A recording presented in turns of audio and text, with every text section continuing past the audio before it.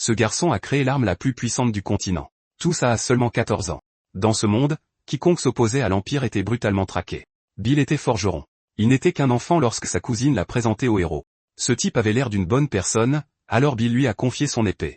Mais il n'avait aucune idée de ce qui se passerait ensuite. Avant leur départ, il a essayé de donner une bague à sa cousine. Elle a refusé, disant qu'elle ne l'accepterait que lorsqu'il aurait vaincu le roi démon. Et ainsi, le groupe du héros s'est mis en route. Bill a continué à travailler comme d'habitude. Quelques jours plus tard, les soldats sont apparus. Les ouvriers manifestaient pour de meilleures conditions. Au milieu de la foule, Bill a retrouvé son oncle, mais il était déjà trop tard. Le capitaine des chevaliers a annoncé que tout le monde devait être pourchassé. Et ainsi, un par un, ils se faisaient tous empaler. Bill n'était qu'un enfant, voyant tout cela de ses propres yeux. Son oncle est apparu, lui disant de fuir. Les chevaliers continuaient leur poursuite dans les ruelles. Un par un, les hommes tombaient. Mais Bill était intelligent. Il a utilisé ses compétences de forgeron. Il avait un œil incroyable pour les structures et l'architecture, alors il a frappé avec son marteau à un point critique. Quand les chevaliers sont passés, le bâtiment s'est effondré sur eux. Après s'être échappé, Bill était paranoïaque. Il ne pouvait pas comprendre comment tout avait pu tourner ainsi. Il était loin de se douter que les choses allaient encore empirer. Il recevrait son oncle dans un cercueil et sa cousine, incapable de dire un seul mot, et c'est ainsi que commença la vengeance de Bill, le forgeron. Mais avant cela, après leur fuite, comme ils vivaient dans un endroit isolé, ils étaient en sécurité. Plein de questions, notre protagoniste a exigé de savoir ce qui se passait pendant la manifestation et pourquoi les choses avaient dégénéré si violemment. Son oncle n'avait pas non plus tous les détails, mais il a convenu que la réaction était anormale. Lentement mais sûrement, l'Empire accordait de moins en moins de valeur aux roturiers. Désespéré, Bill a demandé à son oncle de ne plus manifester, mais le vieil homme n'était pas d'accord. Il savait qu'il devait continuer à se battre, mais notre protagoniste ne pouvait pas comprendre cette logique. C'était un fardeau trop lourd à porter pour eux. Cela a rendu notre protagoniste encore plus désespéré. Il avait déjà perdu ses parents quand il était jeune, et il avait aussi perdu le contact avec ses pias. En effet, les roturiers souffraient de plus en plus. C'est pourquoi il travaillait si dur pour garder la forge. Mais la vie était dure pour tout le monde, et il ne voulait pas perdre le reste de sa famille. L'oncle de notre garçon s'est excusé, promettant de faire tout son possible pour qu'il ne s'inquiète pas. Il a dit à ses autres compagnons qu'il quitterait le mouvement de protestation. Le lendemain matin, les mêmes manifestants dormaient encore. Notre garçon était parmi eux, mais il était déjà réveillé. La première chose qu'il a vue, c'est son oncle, dormant encore paisiblement. C'était un soulagement de savoir qu'il avait renoncé aux manifestations. Se sentant un peu plus à l'aise, Bill commençait à croire que la vie pourrait revenir à la normale jusqu'à ce que la porte soit soudainement défoncée. Des hommes armés ont fait irruption, prêts à s'occuper de tous ceux qui se trouvaient à l'intérieur. Ils étaient tous accusés de trahison. Maintenant menotté, Bill essayait de comprendre comment cela avait pu arriver. Quelque chose n'allait pas. S'ils connaissaient leur emplacement, ils auraient pu attaquer pendant la nuit. L'endroit était isolé. Il était impossible qu'ils les aient trouvés par hasard. C'est à ce moment-là que Bill a entendu un cri désespéré. L'autre ouvrier de la forge était un informateur, mais il n'aurait jamais imaginé que son maître serait aussi arrêté. Notre protagoniste comprit alors. Ils avaient été trahis. Cela le remplit d'une rage froide. Bill a demandé pourquoi son collègue les avait vendus comme ça. Le garçon a révélé que les soldats avaient promis de ne pas arrêter son maître. Il avait même traité son maître de parfait incapable parce que la forge ne paie pas ses propres factures, et que tout ce que le vieil homme fait, c'est boire toute la journée. Le garçon a dénoncé les manifestants pour toucher la récompense. Ainsi, la forge n'aurait pas à être vendue. Maintenant, il s'excusait pour ce qui s'était passé. Quelques jours plus tard, notre protagoniste fut amené devant le souverain du pays. Cela faisait longtemps qu'il n'avait pas vu le héros. Le régent a dit au garçon de ne pas avoir peur, le qualifiant de vieux compagnon. Oliver a dit à notre protagoniste de se sentir chez lui. Il avait entendu dire que notre garçon avait rejoint les manifestations en ville. Bill a dit que ce n'était pas vrai et qu'il était un grand admirateur du travail du héros. Oliver a souri. Héros était un vieux titre. Personne ne l'avait appelé comme ça depuis longtemps. Il a dit qu'il acceptait l'histoire de notre protagoniste car un citoyen avait témoigné en sa faveur. Cela a soulagé notre garçon qui a supposé que le traître l'avait fait. Sachant qu'il devait des impôts, Oliver a payé toutes leurs dettes avec son propre argent. C'est le moins que je puisse faire pour l'homme qui a aidé à sauver l'humanité, a-t-il dit, ce qui a embarrassé notre garçon. Certains nobles se mirent à chuchoter, se demandant qui était cet homme debout devant le régent. Sur cette terre, il y a 3 grands maîtres, le cyclope des terres des démons, Vulcanus, le maître forgeron du royaume des Avalines, et Midas, les mains d'or de l'Empire. Le plus grand de tous ces mains d'or, celui qui a forgé l'épée du héros, et cette personne est notre protagoniste. Mais le noble qui a posé la question ne semblait pas y croire, car de nombreux artisans revendiquent ce titre. La vérité, c'est que notre protagoniste est très modeste. Seuls ceux qui fréquentent les bons cercles connaissent sa véritable identité. Notre protagoniste avait maintenant une question à poser au régent, et le régent était prêt à répondre. Bill voulait savoir ce qui était arrivé à ses pias, car il avait perdu contact avec elle. Oliver a dit qu'elle était en mission et qu'elle reviendrait bientôt. À son retour, il l'enverrait à la forge de notre garçon. Bill était très reconnaissant pour cette promesse. Notre protagoniste a une dernière requête à faire. Il aimerait savoir si son oncle peut aussi rentrer chez lui. En réponse, le régent l'a averti qu'il pourrait être trop tard. Cela a terrifié notre protagoniste, faisant rire Oliver aux éclats car ce n'était qu'une blague. Bill a réalisé que le sens de l'humour de la noblesse est vraiment bizarre. Oliver avait une mauvaise nouvelle à annoncer et voulait adoucir le choc avec des blagues, mais c'était une erreur. L'oncle de notre garçon n'est pas innocent. Malgré tout, il verra ce qui peut être fait concernant la situation. Soulagé par ces mots, Bill a de nouveau remercié le héros, voyant en lui une lumière radieuse. De retour dans son pays natal, notre garçon a continué à travailler. Dans la forge, il y avait un peu d'argent et une lettre d'excuse du traître. Bill a continué à travailler, plein d'enthousiasme, croyant que tout finirait par s'arranger. Il a donc décidé de fabriquer une pièce d'équipement pour Sepia pour le jour où elle lui rendrait visite. Mais de nombreux jours s'étaient déjà écoulés jusqu'à ce que quelqu'un frappe à la porte de sa forge. C'étaient des envoyés de l'Empire à la recherche de notre garçon. Bill est sorti anxieusement pour voir ce qui se passait. Il attendait ce jour depuis longtemps, le jour où il retrouverait son oncle et sa chère amie, certain que cet endroit devait terriblement leur manquer. Mais ce qu'il a trouvé dehors était horrifiant. Sepia ne ressemblait plus à la personne qu'elle était autrefois. Sans ses jambes, elle était assise sur un cercueil. C'est ce jour-là que le monde de notre protagoniste s'est complètement effondré. Complètement choqué, notre garçon a demandé à Sepia ce qui était arrivé à ses jambes. La jeune fille ne pouvait même pas répondre. Elle est tombée par terre. Bill n'arrivait pas à assimiler cette réalité. Tout semblait être un cauchemar. Pour ne rien arranger, son oncle était à l'intérieur de ce cercueil. Après avoir vu le corps de ses propres yeux, notre garçon est devenu encore plus désespéré. Il a hurlé de rage, se demandant pourquoi tout cela lui arrivait. Ce qu'il voulait le plus maintenant, c'était que les choses redeviennent normales. Mais la douleur qu'il ressentait était comme si sa propre chair était déchirée. Oliver avait dit que Sepia était partie en mission. Cela n'a fait que rendre notre protagoniste encore plus furieux, car le régent lui avait aussi fait une promesse au sujet de son oncle. Maintenant, notre protagoniste a quelqu'un à haïr véritablement. Ce jour-là, quand il a rencontré le régent, il a reçu un cadeau pour montrer qu'il était son invité. C'était une carte en or qui lui garantissait l'accès à ses terres. Mais si elle n'était pas nécessaire, elle pouvait être vendue car elle avait une grande valeur. Bill s'en est senti extrêmement honoré, et il espérait un jour pouvoir rendre cette gentillesse. Maintenant, notre garçon utilise cette même carte pour retourner sur ses terres. Il a dit être venu pour travailler sur l'épée du régent, mais les mains de notre garçon cachent une autre vérité. Il réfléchit à la manière dont il pourrait vaincre le héros. La probabilité que cela se produise est pratiquement nulle. Très probablement, le corps de notre garçon serait coupé en morceaux. Il ne se rendrait peut-être même pas compte qu'il a été tranché, et le talent de notre protagoniste est de fabriquer des armes, pas de les utiliser. Et son chef-d'œuvre est entre les mains de ce scélérat. Bill y a longuement réfléchi, et la réponse est étonnamment simple. Quelque chose que seule une personne avec son talent pouvait faire, des réparations. Quelque chose dont chaque arme a besoin. Quelqu'un de sa profession le ferait certainement un jour. Pendant qu'il travaille sur l'épée du héros, le héros lui-même reste vulnérable. C'est ainsi que notre protagoniste récupérerait son chef-d'œuvre. Devant lui se tient un homme désarmé, et dans les mains de notre garçon, l'épée la plus puissante jamais forgée. Bill réfléchit aux moyens de mettre fin à la vie de cet homme, que ce soit avec l'épée ou le marteau. Perdu dans ses pensées, il a entendu Oliver dire qu'il n'avait jamais voulu être un héros. Notre garçon ne comprend pas pourquoi Oliver a commencé à se confier maintenant. Le régent a dit qu'il y a une limite à ce qui peut être sauvé, et qu'il est finalement devenu plus réaliste à ce sujet. Il a vraiment sauvé le monde en battant le roi démon, mais tout aurait été différent si les ennemis n'avaient jamais pu envahir cette terre. Alors qu'il continue de se confier, Bill s'approche furtivement avec l'épée. La conclusion des pensées du régent est simple. Il a juste besoin d'avoir une nation si puissante que ses ennemis ne veuillent plus l'attaquer. Si cela avait été le point de départ, il n'y aurait jamais eu de guerre. Après avoir vaincu le roi démon, Oliver y a pensé de nombreuses fois. Il voulait éviter une autre tragédie. La réponse à cela est encore plus simple. Il doit être aux commandes du pays. Il a éliminé la noblesse corrompue et la royauté indulgente, faisant entrer le pays dans un âge d'or. Son but est de faire de l'Empire quelque chose de sans précédent, c'est pourquoi il a amené notre protagoniste ici. Mais notre garçon ne veut rien avoir à faire avec ça. Il a essayé d'attaquer le héros, prêt à mettre fin à sa vie d'un seul coup. Levant un seul doigt, Oliver a déploré que cela se produise. Une flèche magique a transpercé l'épaule de notre garçon. C'était suffisant pour lui faire lâcher l'épée.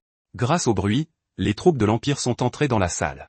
Oliver a dit à ses hommes que ce n'était rien de grave. Malgré tout, notre garçon a été détenu et arrêté. Complètement furieux, Bill a demandé comment le régent savait qu'il allait être attaqué. Oliver a répondu qu'il avait vaincu le roi démon. Il aurait de toute façon senti cette intention meurtrière. La vraie question est, pourquoi n'a-t-il pas réagi plus tôt? Cela a laissé notre protagoniste intrigué. Oliver a dit qu'il n'avait encore rien fait car le garçon a du potentiel, et il veut l'avoir comme l'un de ses alliés. Pendant un bref instant, notre protagoniste a envisagé cette proposition. Il a du mal à croire que c'est réel, mais pour être convaincu, il a encore une question à poser. Face à cette contre-proposition, le régent est devenu très intéressé. Bill veut savoir pourquoi Sepia a fini comme ça. Après un bref silence, Oliver a dit qu'elle était très capable, mais qu'elle a fini par perdre ses jambes lors de la dernière bataille. Et même après cela, elle n'a pas sombré dans le désespoir. Puis leur équipe a réussi à remporter la victoire, apportant la paix au monde entier. Mais la paix fut de courte durée. Les humains ont commencé à se faire la guerre. Les héros ont dû participer à nouveau à l'effort de guerre. Seule Sepia ne pouvait pas aider. Pour des raisons évidentes, ressentant la solitude d'être laissée pour compte. Complètement désespérée, elle a cherché une solution dans un endroit qu'aucun homme ne devrait jamais voir. Et une fois de plus, elle a réussi à retourner sur le champ de bataille. Mais notre protagoniste a vu les effets secondaires de l'utilisation de la magie noire. Bill a alors demandé pourquoi le héros n'avait pas voulu l'aider. Ils étaient compagnons, et pourtant il l'a laissé sombrer encore plus profondément. Il l'a laissé porter toute cette douleur complètement seul. Il est le protecteur de cette terre. Il a le pouvoir et l'influence. Il aurait pu aider pour tout ça. Notre protagoniste se souvient encore de jours révolus. Oliver ne voit pas cela comme une responsabilité personnelle. Il a ajouté que notre protagoniste n'est pas en position de lui faire la leçon. Car s'il s'inquiétait tant pour Sepia, il aurait dû aller à la guerre lui aussi. Mais il a choisi de se cacher derrière l'épée qu'il avait forgée. Et pourtant, il vient parler de responsabilité au régent de cette terre, ce que seul un lâche ferait. Bill n'a pas été affecté par ces mots, déclarant que Oliver n'est qu'un homme faible qui fuit ses responsabilités. Complètement furieux, le régent n'a pas apprécié d'être offensé cette fois. Exécutant un seul mouvement de sa main, ce fut plus que suffisant pour arracher l'un des bras de notre garçon. Après cela, il l'a traité d'inutile. Mais reconnaissant sa contribution à la fin de la guerre, il a promis de lui laisser la vie sauve. Laissant notre garçon souffrir pour le restant de ses jours à cause de la responsabilité qu'il avait invoquée. Oliver a abandonné notre garçon avec une blessure mortelle. Après quelques jours, quelqu'un est venu à la maison de notre protagoniste. L'air abattu, Bill a ouvert la porte. De l'autre côté se trouvait Sarah, une ancienne membre de l'équipe du héros. En peu de temps, elle a tout appris sur ce qui s'était passé. Elle a souligné que grâce aux efforts des Oliver, le pays se développait bien, un commentaire que notre protagoniste a détesté. Elle s'est excusée pour cela, mais en voyant l'état du garçon, elle a réalisé qu'il ne pouvait plus rien faire. Même les petites réparations étaient hors de sa portée, ce qui est dommage pour Sarah car elle a une autre version de ce qui est arrivé à Sepia, et cela a capté l'attention de notre garçon. Pour raconter cette histoire, Sarah veut une nouvelle dague. Notre protagoniste ne facturera que les matériaux et la version de l'histoire qu'elle a à raconter. À l'aide d'une prothèse, notre protagoniste s'est remis au travail. Il est certain que Oliver cache une vérité. Selon Sarah, Sepia était tout à fait capable d'esquiver cette attaque à ses jambes, car elle était la deuxième plus rapide de l'équipe. Quant à l'ennemi, sa véritable puissance résidait dans sa force brute. Le fait qu'elle ait perdu ses deux jambes n'a pas beaucoup de sens. Sepia n'a pas manqué d'esquiver. En fait, elle a choisi de ne pas le faire pour protéger le héros. La raison pour laquelle elle est retournée sur le champ de bataille est aussi très spécifique. C'est le héros lui-même qui en a fait la demande. Oliver voulait gagner la guerre, mais la situation n'était pas en leur faveur. Au début, Sepia a refusé sa demande, car il lui manquait ses deux jambes. Cependant, le héros avait déjà une solution à ce problème, un ancien grimoire trouvé sur les terres du roi démon qui pouvait rendre Sepia encore plus puissante. La jeune fille était évidemment hésitante, car elle savait qu'il s'agissait de magie noire, un pouvoir qui ne devrait jamais être utilisé par les humains. Face à son refus, Oliver est entré dans une rage folle. Il a dit que ce qui comptait maintenant, c'est qu'il était camarade, et qu'elle refusait sa demande. Il l'a pressé pour obtenir une réponse, sous-entendant qu'il était plus que de simples compagnons. Cela a fini par lui mettre une pression énorme. Et pendant un instant, Oliver a regretté ce qu'il avait dit. Il a commencé à s'éloigner d'elle, lui demandant d'oublier ce dont ils avaient parlé. Mais avant qu'il ne puisse partir, Sepia lui a demandé d'attendre encore un peu. Comme elle avait décidé de l'aider, les plans du héros dégénéré avaient une fois de plus fonctionné. Sarah a observé toute cette conversation, cachée dans l'ombre.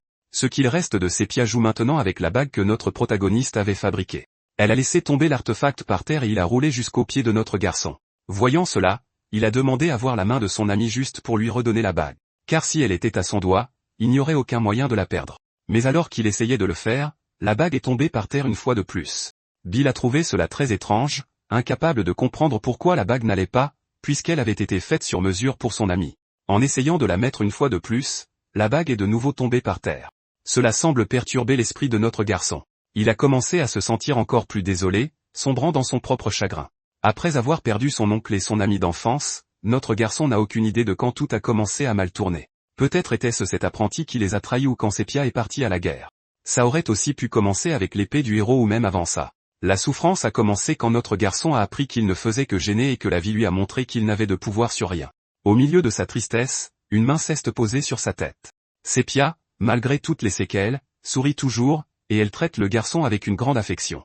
Bill a compris que même dans son état, son ami essayait de le consoler. Cela n'a fait qu'approfondir ses remords, car Bill croit qu'il n'a jamais rien fait pour elle. Reprenant son marteau en main, notre garçon a fait une promesse. Et quoi qu'il arrive à partir de maintenant, il ne déviera pas de sa détermination.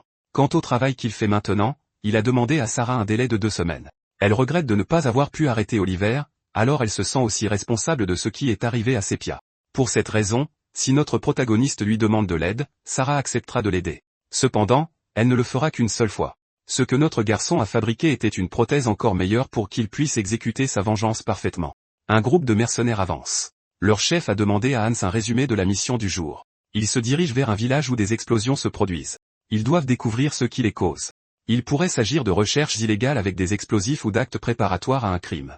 Le chef a dit à tout le monde de rester vigilant, car ils ne sont que des étudiants. L'objectif est d'enquêter, pas de se battre. Et ainsi les étudiants avancent avec détermination jusqu'à atteindre une partie de la forêt lourdement détruite. En analysant la zone, ils n'ont trouvé aucune trace de poudre à canon, un signe que les dégâts auraient pu être causés par la magie. D'après les preuves, la destruction est récente.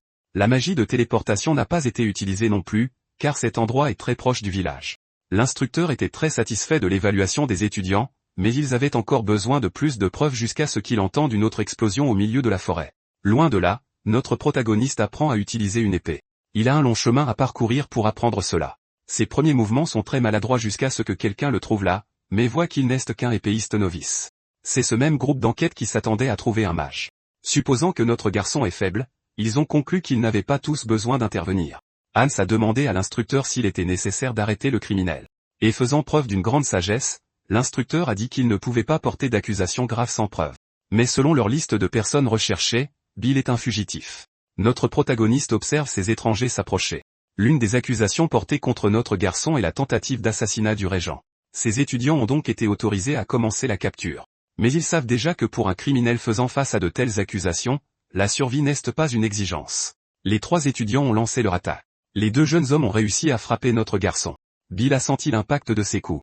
Hans était très confus après ce premier échange, car notre protagoniste est très faible. Ses collègues ont trouvé ça étrange aussi. Peut-être n'est-il qu'un pion pour quelqu'un de plus influent. Voulant des réponses, Hans a repoussé l'épée de notre garçon à sa portée d'un coup de pied.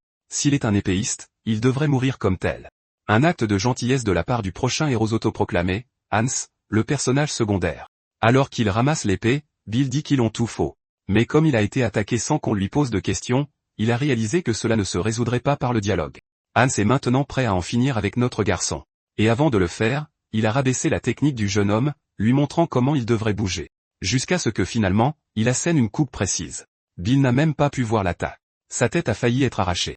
Hans maintient la pression, assénant un autre coup dévastateur. Ensuite, il a réussi à donner un coup de pied dans le ventre du protagoniste. Qui, pour l'amour de Dieu, est vraiment faible? Notre garçon a été projeté dans les airs comme un ballon de football.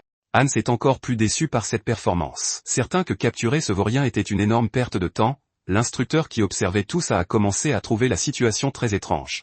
Ils étaient censés enquêter sur des explosions qui se produisaient dans cette zone. D'après les preuves qu'ils ont recueillies, il y avait bien des signes d'explosion. Mais tout ce qu'ils ont trouvé, c'est un épéiste sans talent, sans magie et sans poudre à canon. Notre garçon essaie de leur demander d'arrêter l'attaque, mais Hans ne semble pas intéressé. Lui demandant toujours d'arrêter, Bill a ouvert sa main vers son agresseur car il était temps d'en finir. Le pauvre personnage secondaire n'a même pas remarqué ce qui est passé devant son visage. La prothèse de main de notre garçon a été lancée au loin et, au passage, elle a fini par emporter l'oreille du personnage secondaire. C'était maintenant au tour de Bill d'être sarcastique. Son adversaire avait fait tomber son épée. Une chose que seul un débutant ferait au milieu d'un combat. Des mots qui ont rendu le personnage secondaire encore plus furieux. Jurant qu'il couperait la tête de notre garçon d'un seul coup, et il est sur le point de tenir sa promesse. Mais quelqu'un a empêché l'attaque de se produire. Le responsable était l'instructeur de l'équipe. Hans était visiblement contrarié par cette interférence. Ayant observé le combat, l'instructeur a réalisé que la stratégie de notre garçon était intéressante. Puisqu'il a assez de puissance destructrice pour mettre fin au combat d'un seul coup, il devait attirer Hans de près. Son attaque n'était pas mortelle pour une seule raison. Le garçon ferme les yeux à la dernière seconde, un signe qu'il n'a jamais ôté la vie auparavant. En tant que personne ayant beaucoup d'expérience, l'instructeur sait que c'est un acte qui ne devient jamais plus facile. Il a immédiatement réprimandé Hans qui, pour avoir été si imprudent, aurait pu être tué, disant à son élève de regarder le garçon. Il n'a même pas l'air d'un partenaire d'entraînement convenable. Hans reste furieux. Il ne veut pas en rester là, mais l'instructeur a considéré cela comme un exercice d'entraînement. Voyant que, jusqu'à présent, notre protagoniste ne s'était pas comporté de manière suspecte. Toute cette agression visait à tester toute hostilité. Compte tenu de cela, l'instructeur a demandé à ses élèves d'enlever les talismans qu'ils portaient. Notre protagoniste a commencé à y prêter attention. Et en regardant notre protagoniste et criminel potentiel, l'instructeur lui a demandé s'il connaissait le programme de l'Académie des héros. L'une des matières consiste à entraîner les élèves à vaincre le mal sans hésitation. Pour ce faire, il traque de vrais criminels afin de s'habituer aux cris de douleur. Bill Bark est un nom très familier pour eux car l'un des noms qu'il devait faire taire était Phil Bark. Cette révélation a rendu notre protagoniste complètement enragé. C'était exactement ce que l'instructeur cherchait.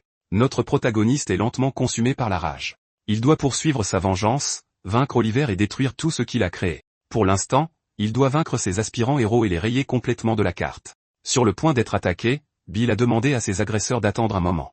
Il sait qu'ils ont besoin d'une véritable cible pour leur entraînement au combat. Comme notre garçon est forgeron, il ne pense pas pouvoir les aider avec ça. L'instructeur semble intéressé par ce qu'il a à dire. Alors notre garçon a demandé un peu de temps pour s'armer. De cette façon, il pourrait faire de son mieux pour les éliminer tous. Pensant que notre garçon va s'enfuir, les élèves veulent en finir avec lui immédiatement. Hans s'est souvenu qu'il avait un doigt d'une de ses cibles dans sa poche, et il veut faire de même avec notre protagoniste. L'instructeur a aimé cette proposition, mais veut savoir combien de temps il devrait lui donner. Bill n'a demandé qu'1 heure, ce qui lui a été immédiatement accordé. Et si le garçon est en retard, il jettera ce doigt au cochon. Après avoir attendu dans la forêt, les élèves croient que notre protagoniste s'est enfui. Cela les déçoit car ils ont perdu des crédits de cours. Malgré tout, l'instructeur veut attendre encore un peu. La fille qui se plaignait plus tôt a commencé à s'étirer. C'est alors que quelque chose est passé devant ses mains, frappant sa main avec une force et une brutalité extrême, assez pour la projeter à une grande distance. C'est la main de notre protagoniste, sa prothèse, qui a réussi à écraser les doigts de la fille. Elle crie maintenant désespérément. Cette fois, la prothèse est revenue sur une armure complète. En pensant aux doigts qu'il doit collecter, Bill réalise qu'il doit en rassembler 35. Furieuse d'avoir été blessée, la fille veut en finir cruellement avec notre protagoniste. Ses amis sont prêts à le faire. Se déplaçant rapidement, ils ont tailladé l'armure, pour se rendre compte que la bataille ne serait pas facile. L'armure du protagoniste reste totalement impénétrable. L'instructeur a demandé si ses élèves savaient quoi faire dans une telle situation. Les garçons vont viser les articulations maintenant. C'est la stratégie initiale. Bill était complètement encerclé par les assaillants, et les articulations de l'armure ne sont pas couvertes de plats. Se concentrant sur ces points, les aspirants héros lancent leurs attaques pour se rendre compte qu'ils n'ont rien accompli. Furieuse d'avoir été blessée, la fille charge également pour attaquer, mais son attaque est complètement inutile. Ça n'a absolument rien fait. L'instructeur a remarqué que notre garçon a le cœur tendre. Même avec l'avantage, il a choisi de viser la main au lieu de la tête, un comportement que seul un imbécile adopterait sur le champ de bataille, ce que ses élèves évitent naturellement. Ils ne se retiennent définitivement plus maintenant. Après quelques attaques supplémentaires, Bill s'est retrouvé au sol. Son casque a été piétiné par la fille. Elle est prête à mettre fin à la vie du protagoniste. Incapable de se relever, Bill est frappé comme un ballon de football, mais cela n'a fait qu'épuiser les élèves. Cherchant des moyens de l'achever, un des sbires a suggéré de lui briser toutes les articulations. Se relevant avec difficulté, Bill a dit qu'un combat à 3 contre 1 est lâche. Hans a saisi l'opportunité d'étrangler notre garçon. Pendant que la fille attaquait son bras, ils veulent l'achever de manière douloureuse. L'autre sbire s'est également concentré sur le bras du protagoniste. Bill a compris que la situation empirait, donc il n'y avait aucune raison de se retenir. Il a fait un doigt d'honneur à la fille suffisante. Juste après, de petits trous sont apparus dans l'armure de ses bras, révélant plusieurs pics, des pics qui recouvrent complètement son armure et qui se sont plantés dans leur chair. Regardant l'instructeur, Bill a demandé quand il comptait se joindre à la bataille. Sans un mot, l'instructeur s'est contenté de pointer notre garçon du doigt. Et en se retournant, Bill a compris qu'il devait encore vaincre les sbires. Il était temps de dégainer son épée également. Notre garçon a porté sa première attaque, ne frappant que le vide. Ses adversaires sont trop rapides. Peu importe les efforts de Bill, il ne peut pas les atteindre avec sa lame. Et s'il ne peut même pas battre un seul élève, battre Oliver est complètement hors de question. Essayant d'utiliser sa tête, Bill s'est dit de ne pas être imprudent car ce qu'il fait, c'est comme forger de l'acier. On n'obtient pas le résultat final d'un seul coup de marteau. Il faut y travailler dur. C'est pourquoi notre protagoniste a continué d'essayer. Jusqu'à ce que finalement, la pointe de son épée frappe la chair de quelqu'un. Et pour avoir porté son premier coup, Bill célébra. Hans dit que c'était de la pure chance. Les autres larbins veulent terminer le combat rapidement, mais ils ne savent pas comment. Notre protagoniste a une excellente suggestion, activant quelque chose sur son gantelet. Plusieurs machines cachées dans la forêt furent révélées, tirant un grand filet sur les étudiants. Ils ne s'attendaient pas à une telle attaque et veulent croire qu'elle est inutile. Cependant, Bill dit que même les ogres ne peuvent le briser. Hans dit que s'ils ne reviennent pas, l'académie enverra plus de gens. Le temps est de leur côté. Gardant son calme, Bill demanda si le larbin savait pourquoi le piège n'avait été déclenché que maintenant. Car tout comme eux, notre garçon a aussi besoin de s'entraîner, et maintenant il s'approche calmement de sa cible. Hans était terrifié au point de s'excuser pour ce qu'il avait fait. Mais notre protagoniste sait exactement quoi faire maintenant, effrayant encore plus son ennemi. Hans essaie de prononcer ces derniers mots, mais sa tête explose complètement. Le sang a éclaboussé le casque de notre protagoniste. Mon Dieu. Il semble que ce soit l'instructeur qui ait fait ça, et il semblait très satisfait de voir ce dont notre protagoniste était capable. Les larbins qui ont vu ça sont terrifiés. Il n'a pas fallu longtemps pour que la fille se mette à hurler à plein poumon. Le message de l'instructeur est clair. Bill a réussi l'examen. Cela a laissé tout le monde très confus.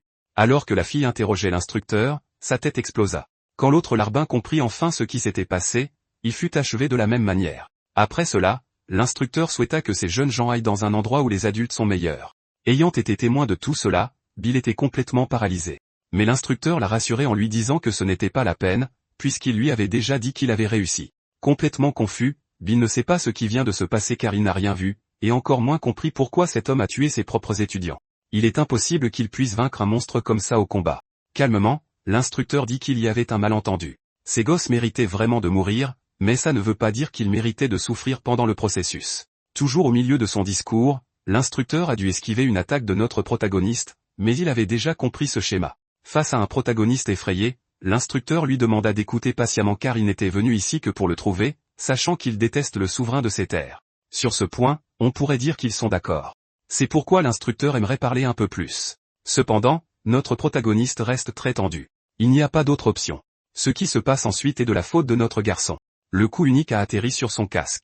Après un long moment, Bill se réveilla en sursaut, réalisant qu'il était dans une chambre normale. Contre toute attente, il était toujours en vie. Mais notre garçon ne sait pas où il est ni ce qu'il est advenu de son armure. Il entend une conversation à l'extérieur et, inquiet, s'arme d'un stylo. Discrètement, il décide de quitter cet endroit. À pas léger, il commença à s'éloigner de la chambre jusqu'à trouver l'instructeur dans une autre pièce en compagnie d'autres personnes. Il semble qu'il parle de notre garçon et du contrôle qu'il a sur sa propre force. Un des hommes a demandé plus à boire. Il semble être complètement ivre. Pendant ce temps, un autre jeune homme trie des pierres magiques. Celle qui a reçu certaines de ces pierres était Sépia. Et cela a fini par agiter beaucoup notre protagoniste jusqu'à ce que quelqu'un lui touche l'épaule, lui demandant s'il était réveillé depuis longtemps. Bill s'est retourné contre cette personne, utilisant le stylo pour attaquer. Cela a inquiété tout le monde car la personne attaquée est le chef. L'homme a rassuré tout le monde, montrant qu'il avait bloqué le stylo à main nue. Cela a enragé le jeune homme aux cheveux roux qui était prêt à en finir avec notre protagoniste. Le chef de ces gens sait que Bill est très effrayé et confus, mais il a demandé pardon d'avoir amené Sépia sans permission. Peut-être pensait-il que ce serait mieux pour elle d'être avec le garçon. Le nom de cet homme est Tyler, chef d'une organisation qui combat l'Empire. Il veut savoir si notre protagoniste les aidera dans cet effort. Quelqu'un avec ses compétences pourrait être très utile, mais la réponse est non. Bill n'a qu'un seul objectif, mettre fin à la vie d'Oliver. Tyler a beaucoup aimé ces mots, mais cette tâche ne sera pas facile. Il a donc suggéré qu'ils travaillent ensemble jusqu'à la chute d'Oliver. Après ça, Bill serait complètement libre. Il a proposé une collaboration mutuelle. Tout le monde attend la réponse de notre garçon. Et il décida d'accepter la proposition, mais il attira la main de Tyler près de lui car il croit que ces gens ont fait souffrir son oncle, leur disant à tous de partir où il les achèverait sur le champ. L'instructeur essaie de dire que c'était un malentendu, car ses doigts appartenaient à quelqu'un d'autre. Il appréciait le désir de vengeance du garçon, mais il a clairement dit que le gamin ne pouvait rien faire seul. En fait, il était sûr que Bill ne pourrait même pas vaincre sa cible. Notre protagoniste se souvint qu'il avait déjà perdu un de ses bras. Ce n'était pas un souvenir agréable. Souffrant de stress post-traumatique, Bill tomba au sol, hurlant de désespoir. Il semblait réaliser qu'il ne pourrait pas se venger. En plus d'avoir perdu ceux qu'il aimait, il avait aussi perdu un bras. Son manque de force était un véritable tourment. Quelqu'un a calmé notre garçon, le tenant par l'épaule. Bill remarqua qu'il manquait le bout des doigts à la main qui le touchait. Edric était le propriétaire de cette main, et il a suggéré à notre protagoniste d'écouter ce qu'il avait à dire. Ailleurs, plusieurs armes furent jetées au sol. On a dit aux prisonniers du couloir de la mort de les ramasser maintenant. Et grâce à la générosité du comte de ces terres, quiconque gagnerait un combat contre lui obtiendrait sa liberté. Mais ces gens ont été arrêtés lors d'une manifestation pacifique. Ils ne savaient pas se battre. Le comte fit signe à son serviteur qu'il allait parler. Puis, il ordonna que les otages soient également amenés. C'étaient les membres de la famille de ceux qui étaient emprisonnés. Le comte était prêt à passer à l'action. Il a dit que ses propres compagnons ne pouvaient même pas prendre une arme avant de devenir forts. C'étaient tous des gens normaux, et le comte s'en fichait. S'ils n'étaient pas capables de lever leurs armes, il leur donnerait une raison de se battre. Furieux, l'un des hommes décida de charger avec une épée. Et alors qu'il s'approchait pour attaquer, le comte utilisa le corps d'un otage comme bouclier, faisant en sorte que l'homme frappe sa propre fiancée. Immédiatement après, le comte lui trancha la tête, et il attendait toujours une réaction des autres prisonniers. S'il ne faisait rien, il les provoquerait jusqu'à ce qu'ils le fassent. Sachant ce qui pourrait arriver à leur famille, ils lancèrent leur attaque. Le comte attendit patiemment leur approche. Sans grand effort, il les a tous mis en pièces. Mais ça ne semblait pas être un grand défi. L'identité de ce noble méprisable est Zahir, qui était également membre du groupe du héros. Actuellement, il est chargé de commander l'armée du régent et de défendre son territoire. Tant qu'il occupe son poste, le régent n'a pas besoin d'intervenir. Notre garçon a demandé si le comte voyageait habituellement seul et si les forces révolutionnaires étaient capables de vaincre son armée. Cette question a fait sourire le garçon aux cheveux rouges. Il a dit que notre garçon était stupide, que ça n'avait aucun sens de vouloir combattre l'armée conventionnelle. Apparemment, il ne savait même pas où il se trouvait, ce qui a fait réfléchir un peu plus notre garçon. Il a remarqué que l'endroit était humide, que la température était basse et qu'il y avait un système de ventilation. L'endroit doit être un sous-sol. Une réponse plutôt évidente, ce qui a poussé le rouquin à continuer de se moquer de lui car ce n'était pas juste un sous-sol. En fait, il se trouvait à l'intérieur d'un système de tunnels souterrains. C'était une ville entière. Cela a vraiment impressionné notre garçon. Mais Tyler a confirmé l'information. Cette ville secrète mène à tous les coins du royaume, et il l'utiliserait pour capturer Zahir, en éliminant ses subordonnés un par un jusqu'à ce que la cible soit complètement seule. Les tactiques de guérilla seraient essentielles pour démoraliser l'ennemi. Après cette présentation, notre garçon a été emmené sur un terrain d'entraînement. Là, il a continué à essayer d'apprendre à utiliser une épée, frappant le mannequin d'entraînement et répétant le mouvement encore et encore. Mais en raison de sa compétence très modeste, l'épée lui a glissé des mains. Elle a fini par atterrir aux pieds de l'instructeur qui avait un commentaire à faire à ce sujet. Notre garçon n'avait aucun talent. Bill a dit qu'il ne fabriquerait de l'équipement que s'il pouvait se battre, mais cela s'avérait difficile. Toute cette avidité le ferait tuer sur le champ de bataille. Après avoir entendu ces mots, Bill a ramassé l'épée par terre. Alors qu'il s'éloignait de l'instructeur, c'était comme s'il avait ignoré ses paroles, et en effet, c'était le cas car il avait une question à poser. Il voulait apprendre comment fonctionnait la concentration de mana. Pour l'instructeur, un mage aurait une meilleure réponse. Mais ce n'est pas ce que notre protagoniste voulait. Il voulait savoir ce que l'instructeur avait fait avec ses étudiants, en concentrant une sorte de pouvoir à la pointe de son arme. L'instructeur était maintenant surpris car il n'imaginait pas que notre protagoniste remarquerait cela. Cela ne serait possible que s'il avait des yeux capables de voir le mana. Imaginant que cela puisse être vrai, l'instructeur a dit que c'était une découverte incroyable. Notre protagoniste pouvait vraiment voir le mana. Donc, il avait un vrai talent. Lui apprendre à se battre serait une expérience extraordinaire. Mais en montrant une créature qui avait été capturée, un grand monstre, l'instructeur a révélé qu'il était un peu occupé. Bill voulait savoir où l'homme allait.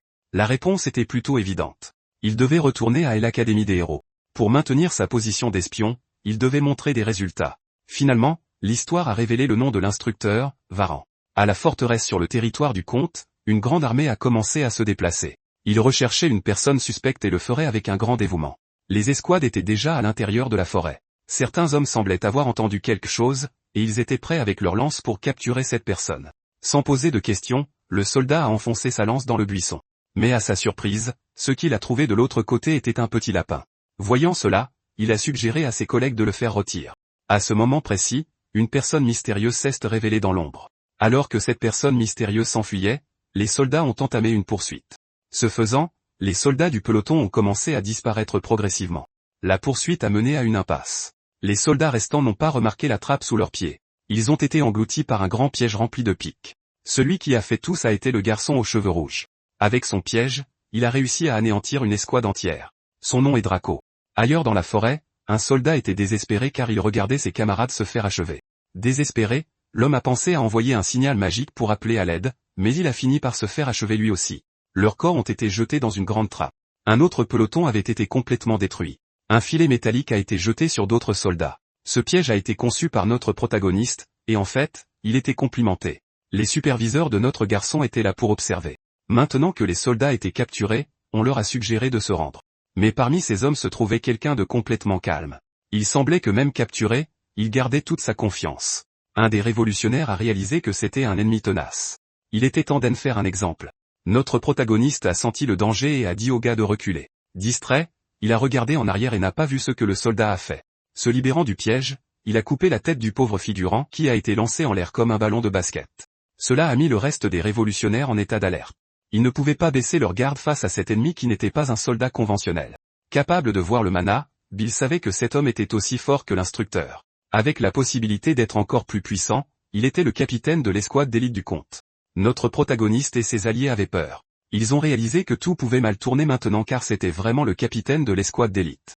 Avec l'équipe actuelle, un combat direct serait catastrophique, mais la fille a eu une idée intéressante à exécuter. Elle a dit à ses hommes de se séparer et d'attaquer l'ennemi par les flancs. Les troupes se sont avancées au combat. Le premier figurant était sur le point de découvrir quelque chose de très cool. Un deuxième figurant était également intéressé par cela. L'intention était de distraire complètement la cible. Pendant qu'il était distrait par les figurants, la fille s'est avancée pour une attaque mortelle, trouvant une ouverture dans la défense du capitaine.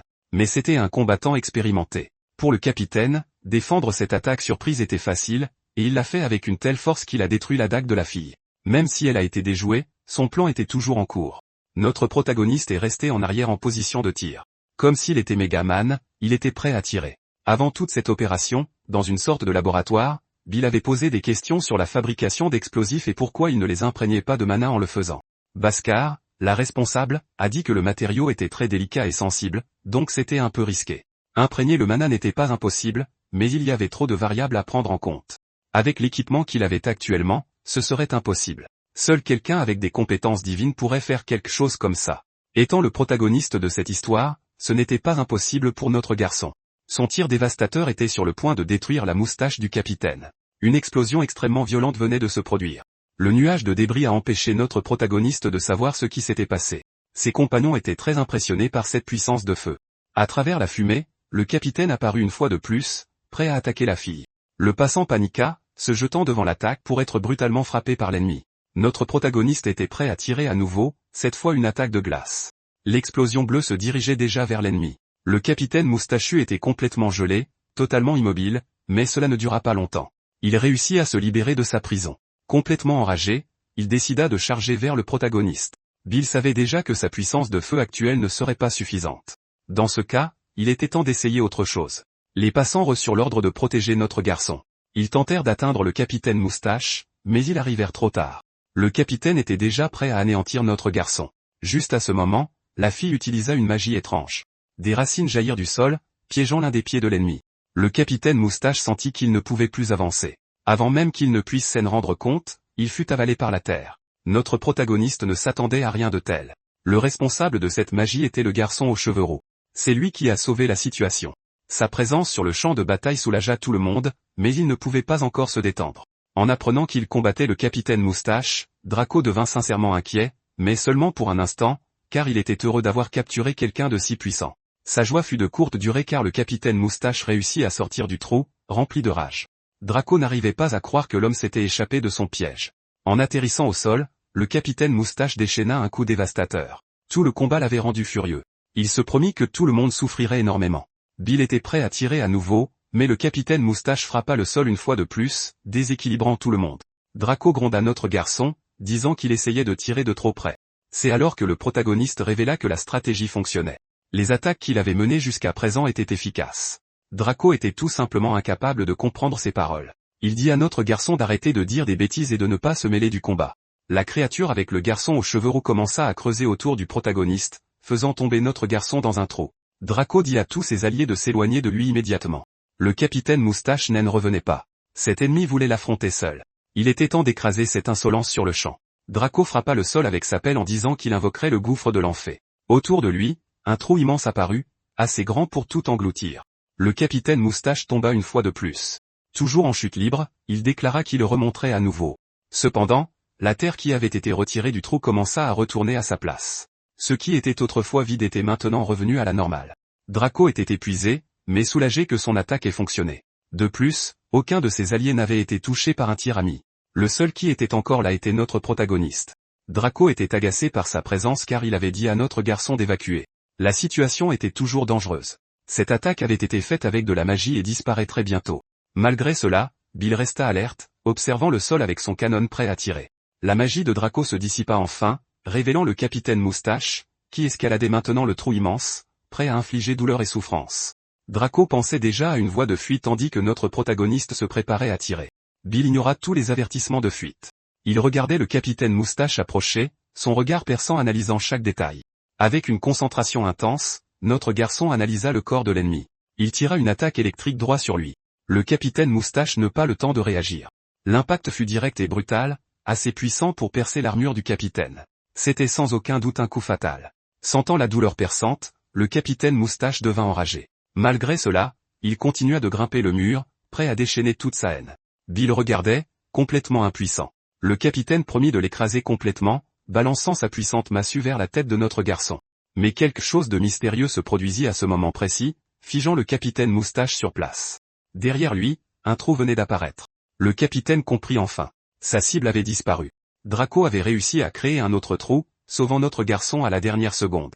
Nous n'avons pas la force de battre cet ennemi, dit Draco à notre garçon, lui disant d'arrêter d'être si imprudent. Bill, de son côté, pensait déjà à des moyens de rendre son attaque encore plus puissante, et il savait déjà comment. Dehors, le capitaine Moustache hurlait de désespoir, furieux de ne pas trouver ses cibles. Au milieu de leur fuite, Bill était certain que la prochaine fois, il en finirait avec le capitaine Moustache pour de bon. Cela le remplit d'espoir. De retour à la planque, il déplorait la présence du capitaine Moustache qui avait causé des pertes inattendues. Mais grâce aux efforts de tous, la catastrophe n'a pas été pire. Bill voulait connaître le prochain plan.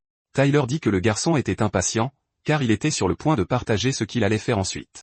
Tout commencera avec l'escouade de renseignement de l'ombre. Pour cela, il n'aurait pas besoin de beaucoup de troupes. Il devait semer la peur chez l'ennemi. Je commencerai par la région et de la forêt en attaquant sans pitié, expliqua-t-il. Ensuite, nous varierons les positions d'attaque.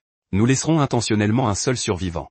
Le but est de faire en sorte que la peur de cette personne se propage parmi les troupes. Tout se passa comme prévu, et des rumeurs commencèrent à se répandre parmi les troupes du comte.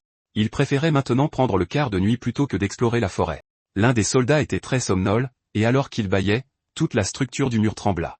L'unité d'attaque souterraine avait commencé son travail, mais pour les gens à la surface, cela ressemblait juste à un tremblement de terre. La ville souterraine reliait tout le royaume. Il était temps de troubler leur sommeil. À l'intérieur de la forêt, l'escouade de l'ombre continuait de prendre des vies. Les attaques progressaient très bien. Sur le mur, les soldats du comte étaient terrifiés. À un moment donné, il sembla que quelque chose s'était produit. Un soldat s'était endormi, pour être réveillé par un violent coup au visage. Le capitaine Moustache en était responsable. Il était temps de commencer la patrouille. Il voulait chasser les ennemis de l'Empire. L'impatience du capitaine avait été prédite. Il se joindrait aux équipes de recherche. Draco a suggéré qu'il capture le capitaine, mais Tyler avait d'autres plans. Il le laisserait simplement errer dans la forêt. Draco était confus par cela, car il devait capturer le capitaine Moustache. Mais pour Tyler, ce n'était pas encore le moment idéal. Il devait d'abord éliminer les autres risques. Quand le capitaine Moustache sortait, ils arrêtaient toutes leurs activités. Cela a commencé à rendre le capitaine Moustache furieux. Et pendant qu'il perdait son temps dehors, l'escouade de l'ombre travaillait à l'intérieur des murs, éliminant les officiers de la capitale. Une fois de plus, la peur commença à se répandre. La vigilance constante privait les soldats de sommeil, et la chaîne de commandement était lentement compromise. Cela interférerait directement avec le contrôle du capitaine Moustache sur ses troupes. Entouré par la peur, il ne pouvait plus non plus commander efficacement. Face à des échecs successifs, il a dû parler à son supérieur. Zahir a convoqué son capitaine pour une discussion. Il avait entendu dire que les choses n'allaient pas bien dernièrement. Il semblait que les troupes du capitaine Moustache devenaient insubordonnées. Et à ce sujet, le capitaine n'avait rien à dire. Malgré tout, il a essayé de dire que la situation n'était pas si grave, mais le comte ne croyait plus à de tels mots. Il a jeté une boule de papier froissé sur son capitaine, mais il l'a fait avec une telle force que ça a résonné comme un coup de feu. Zahir n'a pas apprécié l'insolence de son subordonné. Cela a poussé le capitaine Moustache à s'excuser. Il n'y avait qu'une seule raison pour laquelle le comte avait engagé un idiot comme le capitaine Moustache. Il devait prouver sa vraie valeur. Maintenant, le capitaine était complètement isolé, et c'était son dernier jour en tant que bras droit du comte. Tyler devait décider qui affronterait ce puissant ennemi. Cela devait être fait avec prudence, car même s'il était un idiot, c'était un adversaire redoutable. Sans hésiter, notre protagoniste s'est porté volontaire pour la tâche, garantissant qu'il pourrait vaincre le capitaine Moustache. Draco fut très surpris par cette confiance et demanda à notre garçon comment il comptait s'y prendre, lui rappelant que ses précédentes attaques n'avaient rien donné. Tyler était intéressé et voulait savoir si Bill avait préparé quelque chose de nouveau. Notre garçon a admis que son attaque manquait de puissance la dernière fois, mais maintenant son arme avait été améliorée. Draco était encore un peu sceptique. Si l'attaque échouait, tout leur plan serait ruiné, et c'était vrai. Tyler a dit qu'il ne pouvait pas perdre cette chance. Mais notre protagoniste est resté inflexible, affirmant que s'il échouait, il pourrait lui couper l'autre bras. Une promesse très stupide, qui n'a de sens pour personne. Draco a dit qu'il n'avait pas besoin de cette merde. Tyler, de son côté, a commencé à sourire largement. Mais il est toujours intéressé par le plan de Bill et a demandé plus de détails. Après tout, il a besoin d'être convaincu. Au fin fond de la forêt, le capitaine Moustache continue de traquer ses ennemis. Et finalement, il a trouvé quelque chose d'intéressant. Rien qu'en les regardant avec ses yeux tordus, il était rempli de rage. Devant lui se tient notre protagoniste accompagné de Draco. Notre garçon a commencé à préparer son canon, qui est maintenant prêt à mettre le feu au monde. Assez content de cette rencontre, le capitaine Moustache a demandé au garçon s'il savait pourquoi il avait apporté une massue en bois. La réponse est très simple. C'est l'outil parfait pour écraser les vers. Draco observe l'ennemi approcher et utilise une autre de ses techniques, faisant en sorte que la terre saisisse la jambe du capitaine Moustache. Mais les choses ne se passent pas comme prévu. Le but était que le capitaine Moustache soit aspiré dans le sol. Cependant, en utilisant uniquement la force brute, le capitaine Moustache empêche que cela se produise. Notre protagoniste, quant à lui, est prêt à tirer un autre coup. Utilisant sa puissance maximale, il lance un rayon de foudre. Le coup aurait pu être mortel, mais le capitaine Moustache l'a esquivé avec une grande facilité. Il n'a même pas été impressionné par l'attaque. Mais quand il a regardé en arrière, il a commencé à avoir très peur. Même Draco ne pouvait pas comprendre toute cette puissance de feu. Apparemment, ces outils magiques sont vraiment dangereux. Draco a été complètement ignoré par l'ennemi. Son ego blessé, il a décidé d'attaquer, prêt à frapper le corps du capitaine Moustache avec sa pelle. Notre protagoniste avec ses yeux étranges a dit à son compagnon d'éviter le contact, et tout le monde dans cette histoire est un idiot. Les gars entendent un conseil et décident de regarder en arrière quand même. Le capitaine Moustache a frappé le sol violemment, provoquant un petit tremblement de terre. Draco a été complètement terrifié par cela et a décidé de battre en retraite immédiatement. Il y avait du mana dans cette attaque. Draco se demanda comment notre protagoniste l'avait vu, mais leur priorité est de continuer à se battre. Le capitaine Moustache est toujours en vie, et il est sur le point de se rapprocher des garçons. Mais en créant des trous au dernier moment, Draco a réussi à empêcher le pire de se produire, rendant l'ennemi encore plus furieux. Les garçons sont apparus derrière le capitaine Moustache, et notre protagoniste est déjà prêt à tirer une fois de plus. Une boule de feu dévastatrice se dirige vers le capitaine, et cette fois, elle a fait mouche. Le capitaine Moustache est en train de cuire à l'intérieur de son armure. Bill a alors réalisé que les attaques normales ne fonctionnent pas contre cet ennemi. Profitant de la distraction, Draco a construit un mur de terre, qui a été facilement détruit par le capitaine Moustache. Alors qu'il approchait, ils ont dû s'enfuir à nouveau par les trous. Et à chaque fois que cela se produit, le capitaine Moustache devient furieux. Il était temps d'être un peu plus destructeur. Utilisant sa force, le capitaine Moustache a de nouveau frappé le sol du pied. Son intention est de détruire le réseau de tunnels que les garçons ont creusé. Le capitaine Moustache continue de frapper le sol, espérant faire sortir ses ennemis. Ça marche. Les garçons commencent à être acculés. Notre garçon est revenu à la surface, mais il a fini par émerger trop près du capitaine Moustache. Au dernier instant, Draco a réussi à pousser notre garçon pour l'empêcher qu'il ne lui arrive quelque chose de pire. De retour à son entraînement exotique, l'instructeur a parlé un peu plus des yeux qu'il a. Malheureusement, notre garçon n'a pas vu beaucoup de batailles. Les connaissances qu'il a sur la forge, il les a apprises dans les livres, quelque chose que seuls les génies pouvaient faire. Bill voulait savoir si le contrôle du mana était une chose courante et a découvert que ce n'est pas si simple, exigeant beaucoup de temps de pratique. Et en ce moment, Bill doit agir vite durant cette bataille. Draco sait qu'il doit juste bloquer la première attaque. Il utilise toute son énergie pour empêcher le pire, mettant 80% de son mana dans ses mains et le reste dans ses pieds. Et grâce à cela, il a réussi à bloquer le coup du capitaine Moustache, mais seulement une seconde, car il a vite senti quelque chose de terrible dans son corps. Le capitaine Moustache a réussi à lui donner un coup de pied dans les côtes, en voyant le pauvre gars voler. Draco était complètement hors de combat après ça et il ne pouvait même pas comprendre ce qui venait de se passer. Seul le protagoniste a réalisé que c'était une feinte. Le mana n'était pas dans le coup principal. Le véritable impact était concentré dans la force du coup de pied. Maintenant, le capitaine Moustache peut de nouveau porter son attention sur notre protagoniste. Pour remporter la victoire, Bill doit utiliser une attaque encore plus puissante. Il n'y a plus grand chose à faire maintenant.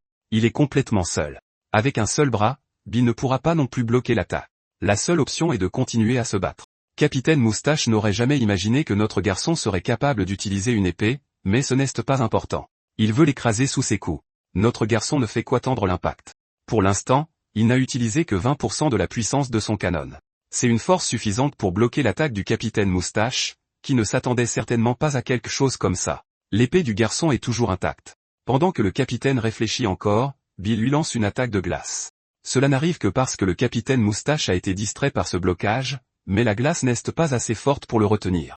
Notre protagoniste doit profiter de cette opportunité pour utiliser son épée, mais le capitaine Moustache n'est pas une victime ordinaire. Il est toujours très dangereux, et il est déjà prêt à fracasser la tête de notre garçon. Mais à sa grande surprise, sa massue en bois est en train d'être coupée.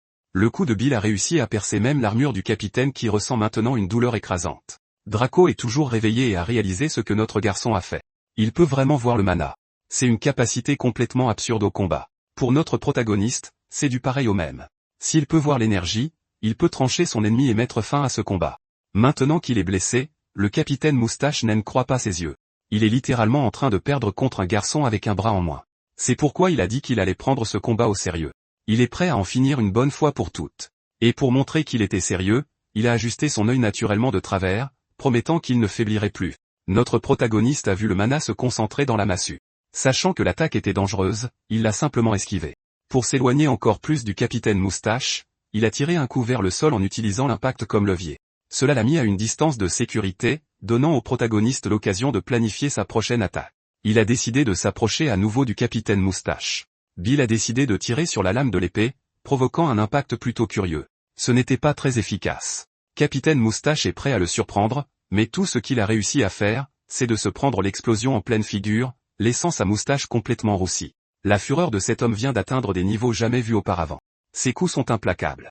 Mais comme il peut voir le mana, Bill peut voir le vrai danger dans ses actions. La main du capitaine Moustache est la véritable attaque. Quelque chose de brutal vient de se produire, et du s'envole dans les airs. La main du capitaine Moustache vient d'être fendue en deux moitiés symétriques, et son visage se tord de douleur. Le bras du capitaine a l'air si bizarre, on dirait plus un tentacule. Il ne comprend toujours pas comment quelque chose d'aussi grave a pu se produire. Pour ne rien arranger, le capitaine Moustache ne peut pas dire si notre protagoniste utilise du mana. Bill a maintenant l'avantage total dans ce combat. Il est temps de mettre un terme à tout ça. Il tire plusieurs coups sur l'ennemi qui s'enfuit maintenant comme un animal. Avec ce volume de tir, Bill a réalisé qu'il perdait sa létalité, mais l'ennemi ne le sait pas, alors il continue de courir en désespoir de cause. Notre garçon a remarqué le mana qui s'accumulait au pied du capitaine Moustache. Il a l'intention de se rapprocher. L'ennemi a disparu en un clin d'œil, surprenant immédiatement notre garçon. Mais grâce à ses yeux étranges, il peut tout voir avec une grande clarté, rendant ses parades totalement efficaces. Et une fois de plus, l'épée de notre garçon a traversé la chair du capitaine Moustache, qui ne comprend toujours pas pourquoi il se fait battre. Peut-être que le secret réside dans cette lame, qui doit receler une sorte de mystère. Pensant à sa survie, le capitaine Moustache sait qu'il doit comprendre ce schéma d'attaque. Mais tout ce qu'il peut faire, c'est esquiver les coups jusqu'à ce qu'il soit finalement touché une fois de plus par l'explosion. Et avec ça, il a compris que les attaques s'étaient affaiblies. Le seul vrai danger qui restait était l'épée. Notre protagoniste a commencé à s'inquiéter car le capitaine avait vraiment compris la situation du combat. Alors, il a commencé à protéger tout son corps avec du mana. Cela rend la prédiction des attaques très difficile pour notre garçon. Il est impossible de savoir ce qui va se passer maintenant. Capitaine Moustache continue son approche déterminée. Une autre attaque chaotique vient de se produire. Capitaine Moustache a utilisé son bras blessé. Il a porté un coup à notre protagoniste, le forçant à lâcher son épée. Cet ennemi est vraiment fou, utilisant son bras déformé pour continuer l'assaut. Ce dernier impact a endommagé le canon de notre garçon. Une fois de plus, le capitaine Moustache a repris le dessus dans le combat. Tout ce qu'il a à faire, c'est d'empêcher notre protagoniste d'atteindre cette épée, alors il a décidé de s'en approcher. En regardant la lame, il a encore mieux compris le style de combat de notre garçon. Il doit être ce forgeron qui a tenté d'attaquer le régent. Le comte avait déjà mentionné ce qui s'était passé. Sur ces terres, il y avait un maître forgeron, celui qui était responsable de forger l'arme du héros. Il refusait constamment de fabriquer des armes pour les nobles en échange d'une vie de luxe jusqu'au jour où il est devenu fou. Il a été capturé par le régent et est devenu un criminel. Malgré sa liberté, il se montre ingrat. C'est pourquoi le capitaine Moustache va exterminer ce scélérat maintenant. En tant que représentant de la justice, il est temps de rendre le jugement. La sentence de notre garçon est une mort cruelle. À cause de ce long discours, le capitaine Moustache n'a pas remarqué que l'épée avait disparu. Bill a dit que Zahir a toujours été un menteur, et apparemment, cela n'avait pas changé. Capitaine Moustache ne pouvait pas comprendre comment il avait perdu l'épée. Ignorant cette variable, il a chargé pour attaquer à nouveau.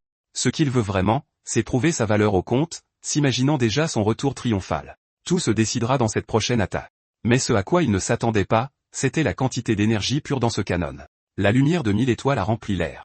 Une énorme explosion a éclaté au milieu de la forêt. L'explosion a projeté les deux combattants loin l'un de l'autre. Maintenant, ils sont séparés par un immense cratère. Capitaine Moustache ne semble pas aller très bien. Contrairement à lui, notre protagoniste peut encore marcher. Son canon a été complètement détruit, mais il peut encore tenir l'épée. C'était une manœuvre risquée, mais elle a payé. Bill a surchargé son canon endommagé, chose qui ne pouvait être faite qu'une seule fois. Il regarde le capitaine qui est vaincu, complètement hors service. Le moment est venu de mettre fin à la vie de cet homme. Avant que cela n'arrive, un retour en arrière sur la vie de cet homme, un homme grand mais qui louche. À cause de ça, il ne s'est jamais intégré nulle part. Au début, les gens avaient peur de lui, mais ils ont ensuite réalisé qu'il était timide. Capitaine Moustache est vite devenu une victime de harcèlement parce qu'il agissait toujours avec gentillesse. Cela n'a fait qu'empirer les choses. Il ne fallut pas longtemps avant qu'il ne devienne la risée de tous. Ses collègues voulaient savoir s'il n'était pas fatigué de se faire frapper. Mais tout ce qu'il faisait leur donnait juste une autre raison de l'embêter. Et même en se faisant frapper constamment, Son corps pouvait tout supporter car il ne ressentait pas la douleur comme les gens ordinaires. Après une longue journée de travail et de harcèlement, il était temps de retourner auprès de sa famille, ses chers compagnons animaux, et Moustache prenait très bien soin d'eux. Tant qu'il les avait, il ne se sentirait jamais seul. Les nouvelles de la guerre ont commencé à se répandre, et les impôts devenaient de plus en plus élevés. C'était juste après qu'il ait vaincu le roi démon. Ayant du mal à gagner de l'argent, ces gens ont remarqué quelque chose. Le capitaine Moustache portait un panier rempli de pain. Il ne fallut pas longtemps avant qu'il ne se fasse à nouveau frapper car il ne ripostait pas. Il a perdu tout ce qu'il avait acheté. Au moins, il a réussi à sauver un peu de pain à partager avec ses lapins. C'était plus que suffisant pour le rendre heureux. Sur le chemin du retour, il a vu les enfants de son voisin. Ils semblaient jouer à un jeu, et l'un d'eux a dit qu'il avait besoin de disciples qui sont aussi sa famille. Cela a fait réfléchir Moustache, et il a réalisé que ces lapins n'étaient pas ses disciples. Ils étaient juste sa famille. Pourtant, cette conversation était très déroutante pour lui. La nuit, il a été témoin de quelque chose de terrifiant. Des hommes mangeaient de la viande animale. C'étaient les lapins dont le capitaine Moustache s'occupait. La nourriture était extrêmement rare, et les lapins n'ont pas été épargnés. Cela a réveillé une violence sans précédent chez le capitaine Moustache. Pour avoir pris toutes ses vies, il a été condamné à mort. Mais pour quelqu'un comme lui qui avait toujours souffert, la sentence était un soulagement. C'est à ce moment-là que quelqu'un a décidé d'intervenir. Zahir a entendu parler de l'homme qui a vaincu 6 soldats à main nue et a facilement écrasé 23 personnes. Il est assez fort pour devenir son subordonné. Ce jour-là, la vie du géant a complètement changé. Les disciples sont une famille, et avec une famille, il ne serait jamais seul. De retour au présent, Bill essaie de rassembler le courage de faire le nécessaire, mais il a mis trop de temps, et le capitaine Moustache a retrouvé ses forces. Notre protagoniste ne s'attendait pas à ce que cet imbécile se relève, et son corps n'a pas assez de force pour bouger. Il est temps pour le capitaine Moustache de montrer un peu plus de violence. Mais avant qu'il ne puisse achever notre protagoniste, quelque chose s'est approché de lui à grande vitesse, provoquant une autre explosion. Une lance avait été plantée dans le sol entre les deux combattants. Le capitaine Moustache regarde dans la direction d'où venait la lance. Une femme blonde était responsable de cela, et elle est impressionnée par ce que notre protagoniste a fait. C'est pourquoi les humains doivent être bons à quelque chose. Le capitaine Moustache a pensé que c'était très stupide de sa part de se débarrasser de son arme. Cela ne faisait que rendre sa tâche de les achever tous plus facile. Mais ce qu'il ne sait pas, c'est que cette femme extrêmement bien dessinée est aussi très forte. Elle est aussi rapide que l'éclair et lui a déjà infligé de la douleur. Le capitaine Moustache est tombé au sol, ne comprenant pas ce qui s'était passé. Sa puissante amie est allée là-bas pour sauver notre protagoniste, mais le pauvre gars n'a même pas la force de se tenir debout et s'évanouit immédiatement. Après plusieurs heures, Bill s'est réveillé, voyant Sépia devant ses yeux. Elle était sur notre garçon, attendant qu'il se réveille. Dehors, le garçon aux cheveux roux attendait aussi cela, mais il semble qu'il ait interrompu un moment plutôt intime. Notre garçon a été inconscient pendant 4 jours, une durée très inquiétante pour eux. Maintenant qu'il était réveillé, il était temps de s'habiller et de rejoindre les autres. Le commandant souhaite rencontrer notre protagoniste. C'est cette femme blonde, Sylvia, qui était déjà inquiète pour notre garçon. Bill se souvient encore de ce qui s'est passé. C'est elle qui l'a sauvé. Et parce qu'il s'est battu courageusement, elle a une récompense pour notre garçon. Il peut choisir son unité. Mais à ce sujet, Bill est complètement ignorant. Sachant cela, Sylvia va lui expliquer comment les choses fonctionnent. La première division est celle de Varan, l'unité d'intervention est claire, et ils sont en première ligne. Ensuite, il y a le renseignement de l'ombre, qui travaille furtivement. Il y a aussi l'équipe médicale chargée de soigner les blessés. Bhaskar est en charge de l'ingénierie et de la fabrication d'explosifs. Enfin, il y a l'unité souterraine dirigée par Draco. Il est temps pour notre protagoniste de choisir l'une d'entre elles, et notre garçon doit y réfléchir très attentivement. Face à toutes les propositions, Bill les a toutes refusées. Aucune de ces unités ne l'attire, et il n'y a qu'une seule chose pour laquelle il est doué. Alors Sylvia veut savoir ce qu'il veut faire. Bill a exprimé son intérêt pour la création d'une nouvelle unité, une force indépendante où il pourra travailler à son plein potentiel. Par le passé, son apprenti lui a un jour posé une question, comment fait-il pour trouver les meilleurs matériaux? À l'époque, Bill n'a pas pu donner de réponse adéquate car ce n'est pas quelque chose qu'il a appris à faire. Il est simplement capable de le voir, et les gens fonctionnent de la même manière. Quand notre garçon se concentre, il est capable d'identifier des traits particuliers chez les gens, un jeune homme avec un talent rare pour la magie, mais qui ne pouvait utiliser aucune magie du tout. Mais il n'a pas abandonné. Son enthousiasme était vraiment intéressant, mais ce garçon n'a jamais compris pourquoi sa magie ne fonctionnait pas. Bill a dit que son flux de mana est coupé au bout de ses doigts. C'est congénital. Peu importe combien il s'entraîne, cela ne changera pas. Évidemment, le jeune homme n'a pas du tout apprécié ce diagnostic. Cependant, notre protagoniste a la solution au problème. Il a dit au jeune homme d'utiliser la magie par la bouche, que ce serait peut-être plus facile. Cela semble encore plus absurde. Et ne prenant pas ce conseil au sérieux, le jeune homme a ignoré notre garçon.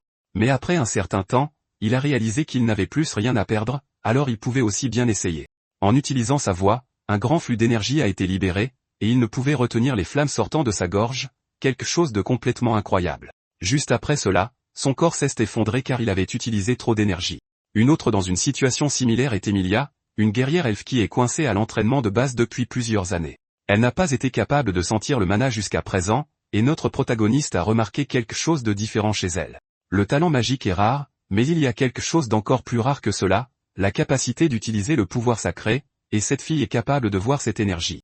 Bill a commencé à réfléchir à ce dont une bonne équipe a besoin. La force réside dans la diversité, et la même logique s'applique aux gens. Draco, dans sa division, peut améliorer la mobilité de tout le monde. Roar, le gars à la voix, peut effectuer des attaques à distance, tandis que Aelia peut ramener les blessés au combat. Et notre protagoniste peut gérer les attaques à moyenne portée, s'adaptant à n'importe quelle situation. Ce sont tous les membres dont il a besoin pour son unité. Finalement, ils ont vaincu une créature ensemble. Leur travail d'équipe s'améliore. Bill a achevé le monstre d'un coup précis, prouvant que le travail d'équipe de l'escouade est impressionnant. Ils avaient enfin terminé leur tâche. Mais pour avoir sa propre unité, Sylvia a demandé à notre garçon une nouvelle armure pour l'unité d'attaque, car ils sont en première ligne, l'endroit le plus dangereux. Pour la fabriquer, Bill a choisi le cuir des créatures qu'il chassait. Le monstre ressemble à un ours, et sa peau se durcit à l'impact. La partie la plus utile de la peau se trouve sur le dos de la créature. Le reste de la peau se durcit de manière aléatoire et peut immobiliser celui qui la porte. Mais notre protagoniste sait quelque chose de spécial. Il peut voir les chemins du mana. Grâce à cela, il peut les manipuler avec précision et délicatesse, rendant le cuir plus souple. Maintenant, il lui suffit d'assembler les pièces qu'il a fabriquées, créant des couches capables d'absorber les impacts. Finalement, l'armure est prête, faite de cuir réactif. Tout ce qu'il lui reste à faire est de fabriquer 299 autres unités. Son travail serait plus facile s'il avait encore son apprenti. Mais après tout ce qui s'est passé, c'est peu probable. Quant à son objectif immédiat, ces armures ne suffiront pas à vaincre Zaïre. C'est pourquoi il doit fabriquer un ensemble complet avec des bottes et des gantelets pour former une arme lors d'une attaque qui augmente la vitesse du combattant et absorbe les impacts. Un excellent équipement pour les attaques rapides. De cette façon, les soldats peuvent avancer rapidement sans risquer de tomber. Oliver a été très impressionné par ce que notre protagoniste avait fabriqué. Bon sang. Maintenant, tout est confus. Zaïre veut savoir pourquoi notre protagoniste n'a pas encore été arrêté. Le forcer à fabriquer des armes serait beaucoup plus utile, mais Oliver est sûr que cela nuirait à la qualité des produits. Il vaut mieux laisser notre protagoniste faire ce qu'il veut. Après avoir travaillé dur, Bill est rentré chez lui, pour trouver l'endroit complètement vide. Au moment opportun, Oliver n'aura qu'à récupérer tout ce qui a été fabriqué. L'apprenti de notre garçon travaille toujours comme un formateur. Leur plan a été exécuté à la perfection. Tom est vraiment un personnage méprisable. Il ne comprend toujours pas qu'il ne fait que blesser tout le monde.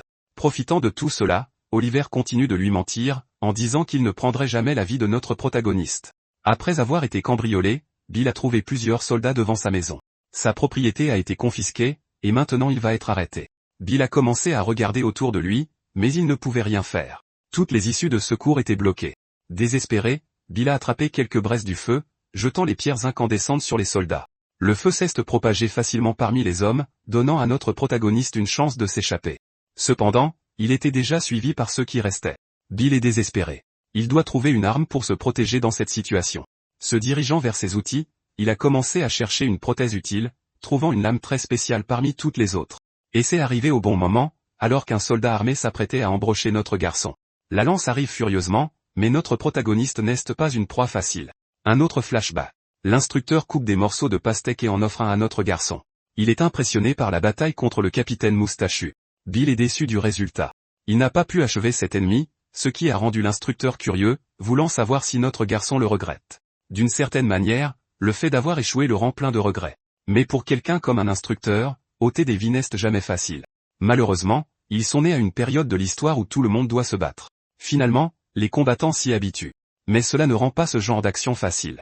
Ils ont juste cessé d'être choqués. Quelqu'un comme lui, plein d'expérience, a aussi du mal avec ça. Au début, ses mains n'arrêtaient pas de trembler. Cependant, il devait se battre s'il voulait continuer à vivre.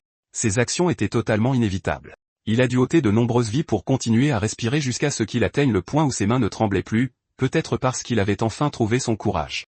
Mais en regardant ce qu'il avait laissé derrière lui, il est difficile d'appeler cela du courage cruel. Baigné de sang, il se sentait bien plus comme un monstre que comme un guerrier. C'est la malédiction que notre protagoniste porte maintenant aussi, car il vient de mettre fin à la vie d'un soldat. Son épée est tachée du sang de ce soldat. Cela a rendu la situation encore plus délicate, car les autres soldats sont prêts à être encore plus violents. Mais ils ne peuvent rien faire contre cette prothèse absurde. Bill continue de trancher le métal, de percer les armures, un processus qui se répète sans cesse. Un petit peloton bloque sa fuite, mais c'est un peloton d'hommes morts. Ils deviennent tous de simples morceaux sur le sol, complètement désespérés. Un des soldats a commencé à appeler des renforts. Au milieu de la ville se trouve Roar, qui a entendu le bruit et a ensuite gémi. Il ne sera pas nécessaire de faire quoi que ce soit. Son travail est d'aider notre protagoniste. Finalement, il a vu plusieurs hommes de l'armée en mouvement, et cela a commencé à le rendre très méfiant. Quelque chose de très important doit se passer dans cette région. Et en regardant l'horizon, il peut identifier où le feu brûle. D'après la direction, il sait exactement où c'est. Les troupes continuent d'avancer, pour ne devenir que des mannequins d'entraînement pour notre garçon. Ceux qui s'approchent de lui sont complètement éradiqués. Bill est devenu une machine à anéantir la vie. Son corps tout entier fonctionne dans un seul but, jusqu'à ce qu'il appuie enfin sur un bouton secret sur son gantelet, rendant ses coups encore plus mortels et violents. Retour au flashback. L'instructeur a dit que notre protagoniste est une personne normale, qu'il puisse le faire ou non. Il ne le découvrira que lorsque la situation l'obligera à agir, et peut-être deviendra-t-il lui aussi un monstre. Comme l'instructeur, Roar, sachant que quelque chose de grave se passait, est allé directement à la forge du protagoniste. Il a besoin de savoir si son capitaine va bien. Lors de leur première rencontre, il a immédiatement réalisé que le garçon était une personne incroyable. Ce n'est pas étonnant qu'il porte le titre de main d'or. Il est très différent des autres classes qui sont habituées à la destruction au combat. Ce n'est pas le cas du capitaine, qui peut voir la vraie valeur des gens et de leurs compétences. Dès qu'il est arrivé à la forge, il a compris ce qui se passait. Notre garçon s'était transformé en machine de guerre. À ce rythme, son corps ou son esprit va se briser. Roar ne sait pas s'il doit aider en utilisant sa magie. Et comme il ne maîtrise pas encore sa technique, il serait immédiatement épuisé. Il ne peut compter que sur la force de Sylvia maintenant. Il a vu des branches cassées et un gros rocher. Puis il a confirmé que personne n'était dans les parages. De cette façon, il a réussi à entrer dans la ville souterraine par l'une des entrées secrètes. Il se dépêche d'appeler des renforts. Dans le couloir, il y a un bouton fait exactement pour ça. Roar a appuyé dessus dès qu'il a pu. Le signal avait été envoyé, mais il a trouvé cela étrange et a commencé à douter que le bouton fonctionne vraiment. Sachant que tout en dépendait, il a martelé le bouton jusqu'à se blesser la main, car notre protagoniste était responsable d'avoir changé sa vie. Il est temps de le rembourser, et c'est le moins qu'il puisse faire. Roar veut sauver notre protagoniste à tout prix. Heureusement, sa détermination a payé. Le bouton fonctionne. Maintenant, il n'a plus qu'à attendre l'arrivée des renforts. Au quartier général, le service des communications a reçu le message. Il s'agit de l'escouade spéciale formée par notre protagoniste. Selon le message, la forge est en danger, ce qui a beaucoup inquiété tout le monde. C'est une véritable urgence. Ils doivent sonner l'alarme immédiatement. Le message doit être apporté à Tyler, qui a été immédiatement informé de ce qui se passait. Draco s'imaginait déjà que quelque chose comme ça arriverait. Bill aurait dû utiliser la forge de la cité secrète, mais pour Basgar, notre garçon a dû revenir car il est plus familier avec ses propres outils. Un maître comme lui dépend directement des matériaux qu'il utilise. Les deux se disputent, pendant que Tyler explique ce qui doit être fait. Parvenant à une conclusion, il a demandé l'attention de tous. La priorité est maintenant de trouver un moyen de sauver notre garçon. Nous ne pouvons pas le perdre. Le plan d'action dépendra des capacités du protagoniste. Alors nous avons demandé à Draco, qui a vu notre garçon sur le terrain, combien de temps il peut se battre contre des soldats normaux. Se remémorant la bataille qu'ils ont eue, Draco pense que le protagoniste peut tenir 1 heure. Le problème, c'est qu'il leur faudra presque 2 jours à pied pour arriver là où il se trouve. La situation est vraiment compliquée. Et s'il est capturé dans la capitale, ils ne pourront pas le secourir. La solution est simple. Ils n'ont pas à quitter cet endroit. Il leur suffit d'envoyer quelqu'un qui est déjà dans la capitale. Draco ne sait pas qui pourrait être envoyé pour cette mission jusqu'à ce qu'il se souvienne enfin qu'il y a quelqu'un qui peut aider. Et c'est avec cette personne que Tyler prévoit de sauver notre garçon. Tout ce que Bill a à faire maintenant, c'est de résister courageusement à l'attaque. Notre garçon est déjà complètement épuisé. Ses ennemis le remarquent et veulent profiter de cette chance pour mettre fin au combat. Bill n'a pas la force d'esquiver la prochaine attaque. Il regarde juste la lance s'approcher dangereusement de ses yeux. Au dernier instant, quelqu'un est apparu pour sauver la situation, écrasant complètement le soldat qui voulait en finir avec notre garçon. Le cours de la bataille vient de changer. Une fois de plus, un mystérieux guerrier masqué était apparu. Dans ce qui semble être un flashback, un homme a commencé à vaincre des créatures, observant son travail en tant qu'instructeur. Pour quelqu'un d'aussi expérimenté que lui sur le champ de bataille, regarder tout ça est très ennuyeux jusqu'à ce qu'un oiseau messager vole près de lui. Il a laissé un petit morceau de papier sur le sol. L'instructeur s'est approché du message. Il a ensuite été appelé par ses élèves qui avaient fini de vaincre les créatures. L'instructeur a dit que la leçon du jour était terminée, mais il avait déjà lu le message. Et c'est ainsi que le mystérieux guerrier masqué est apparu dans le combat, louant la résilience de notre protagoniste pour avoir survécu si longtemps. Grâce à cela, le guerrier masqué peut continuer le combat. Il est tout à fait prêt à en finir avec tous les soldats. Ils ne sont rien de plus que de la chair à canon pour ses lames. Leurs corps sont transpercés et détruits et leurs articulations tordues d'une manière cruelle.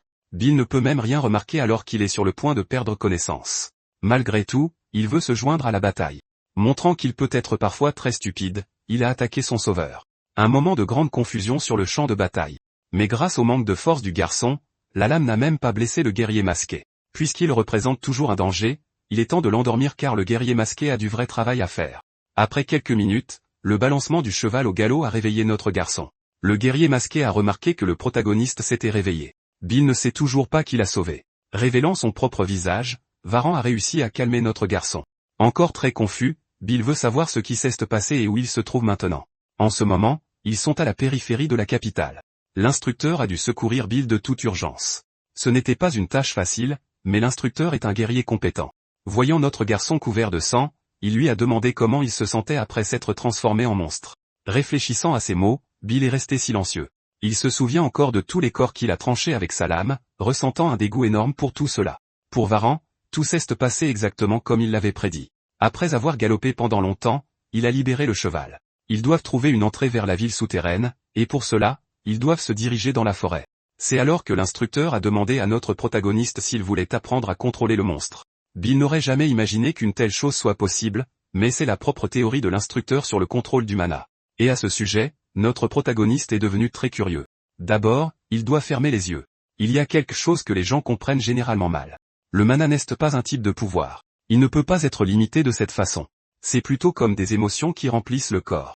Bill doit analyser ceux pour qui il ressent de la répulsion, sa volonté de se battre, et son désir de mettre fin à des vies, déplaçant cette petite étincelle là où il veut canaliser son mana. En peu de temps, notre protagoniste a commencé à sentir un petit nœud, mais ce n'est pas une chose facile à faire. Et le nœud a rapidement disparu dans sa poitrine, ce qui était attendu pour une première tentative. Sachant cela, l'instructeur connaît un moyen d'accélérer ce progrès. Cachés dans la forêt, ils se sont rendus compte qu'il était suivi. Des soldats essaient de les pister, et ils continueront jusqu'au coucher du soleil. Cela n'est arrivé que parce que cette fois ce sont des chevaliers, et parmi eux se trouve un chevalier bourreau, ce qui a rendu notre garçon très agité. Un chevalier bourreau est aussi fort que 5 chevaliers ordinaires, un partenaire d'entraînement parfait. Varan s'occupera des figurants et demandera à notre protagoniste d'attaquer le chevalier bourreau. Mais pour ce faire, il ne peut attaquer qu'en utilisant le pouvoir du mana. Il ne devrait pas dépendre de sa prothèse. Bill s'est senti très mis au défi par cette tâche, car il ne sait pas s'il en est capable. Cependant, il a un grand désir de vengeance. Sa seule option est de faire en sorte que ça marche. Maintenant, Bill est déterminé à en finir. Sa cible est le chevalier sans casque. Il n'y a pas de temps pour hésiter, seulement pour se battre, en se souvenant de tous les sentiments négatifs dans son cœur. Ils sont comme des minerais à fondre et à transformer en puissance. Tout doit être purifié par le feu, un feu qui consume déjà notre garçon de l'intérieur. Son cœur était devenu un marteau et ses émotions, la fournaise. Le nœud à l'intérieur de sa poitrine devient de plus en plus fort. C'est le mana qu'il doit apprendre à contrôler. De l'autre côté de la bataille, l'instructeur parvient à maîtriser tous ses ennemis, mais il veut savoir si Bill peut déjà sentir le pouvoir du mana. Notre protagoniste reste complètement silencieux jusqu'à ce qu'une énergie mystérieuse commence à circuler dans sa prothèse. Il pouvait enfin sentir le mana circuler dans son arme. Quelques heures plus tôt, le tumulte avait éclaté, la nouvelle de l'évasion de Bill. Son ancien apprenti était au palais et ne comprenait pas ce que cela signifiait. Il a immédiatement demandé au régent si c'était une erreur. Mais ce qu'il y avait dans les yeux d'Oliver était la haine la plus pure, et elle s'est rapidement transformée en une expression sereine, disant à Tom qu'il devait parler en privé avec le comte, alors le garçon a dû partir. Oliver sait déjà exactement ce qui se passe, mais le comte ne comprenait toujours pas ses paroles. Depuis leur époque de héros, Zahir n'avait jamais désobéi à Oliver en aucune circonstance. Il leur avait demandé de préserver la vie de l'oncle de notre protagoniste, mais il a fini par découvrir ce qui s'était réellement passé.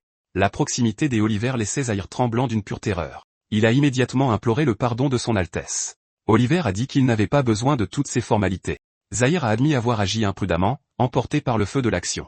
Ces mots n'ont pas rendu Oliver plus compréhensif pour autant. Alors il a demandé si ses subordonnés comptaient toujours désobéir à ses futurs ordres. Complètement terrifié, Zahir a dit qu'il ne répéterait jamais une chose pareille. Mais Oliver veut avoir une conversation franche et sincère comme ils en avaient autrefois. C'est pourquoi c'était au tour de Zahir de poser une question à ce sujet. Il aimerait savoir pourquoi Bill a été épargné maintenant qu'il est devenu inutile. Oliver a dit que le comte est toujours bloqué dans le passé. Il ne voit toujours pas les choses telles qu'elles sont réellement. Pour certains, Bill pourrait être un forgeron complètement inutile. Mais il n'est pas quelqu'un qui forge des armes conventionnelles, et cette épée en est la plus grande preuve. Zahir commençait à être très impressionné par ce qu'il voyait. Et en manifestant un peu du pouvoir de la lame, Oliver a illuminé toute la salle, déclarant que Bill est capable de forger son propre avenir. Et assurément, Zahir a dû le ressentir à l'instant aussi. Bill est capable de lire le flux de mana dans les matériaux qu'il utilise, les alignant parfaitement comme si l'équipement avait sa propre vie. C'est vraiment une compétence à couper le souffle. Sachant cela, Zahir a dit que notre protagoniste est trop dangereux pour rester en vie. Il faut en finir avec lui. Et pour protéger le régent, Zahir a demandé à le faire, mais Oliver a refusé. Disant au comte de ne pas entraîner Bill dans son propre complexe d'infériorité, notre protagoniste doit lui être amené en parfait état car ce garçon lui appartient.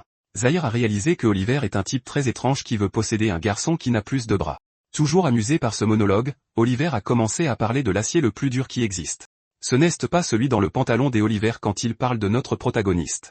Le métal le plus dur ne peut être forgé que dans un feu plus chaud que la lave. Même après avoir perdu un bras, Bill continue d'avoir un talent extraordinaire. Oliver se demande ce qu'il sera capable de forger, motivé par la vengeance.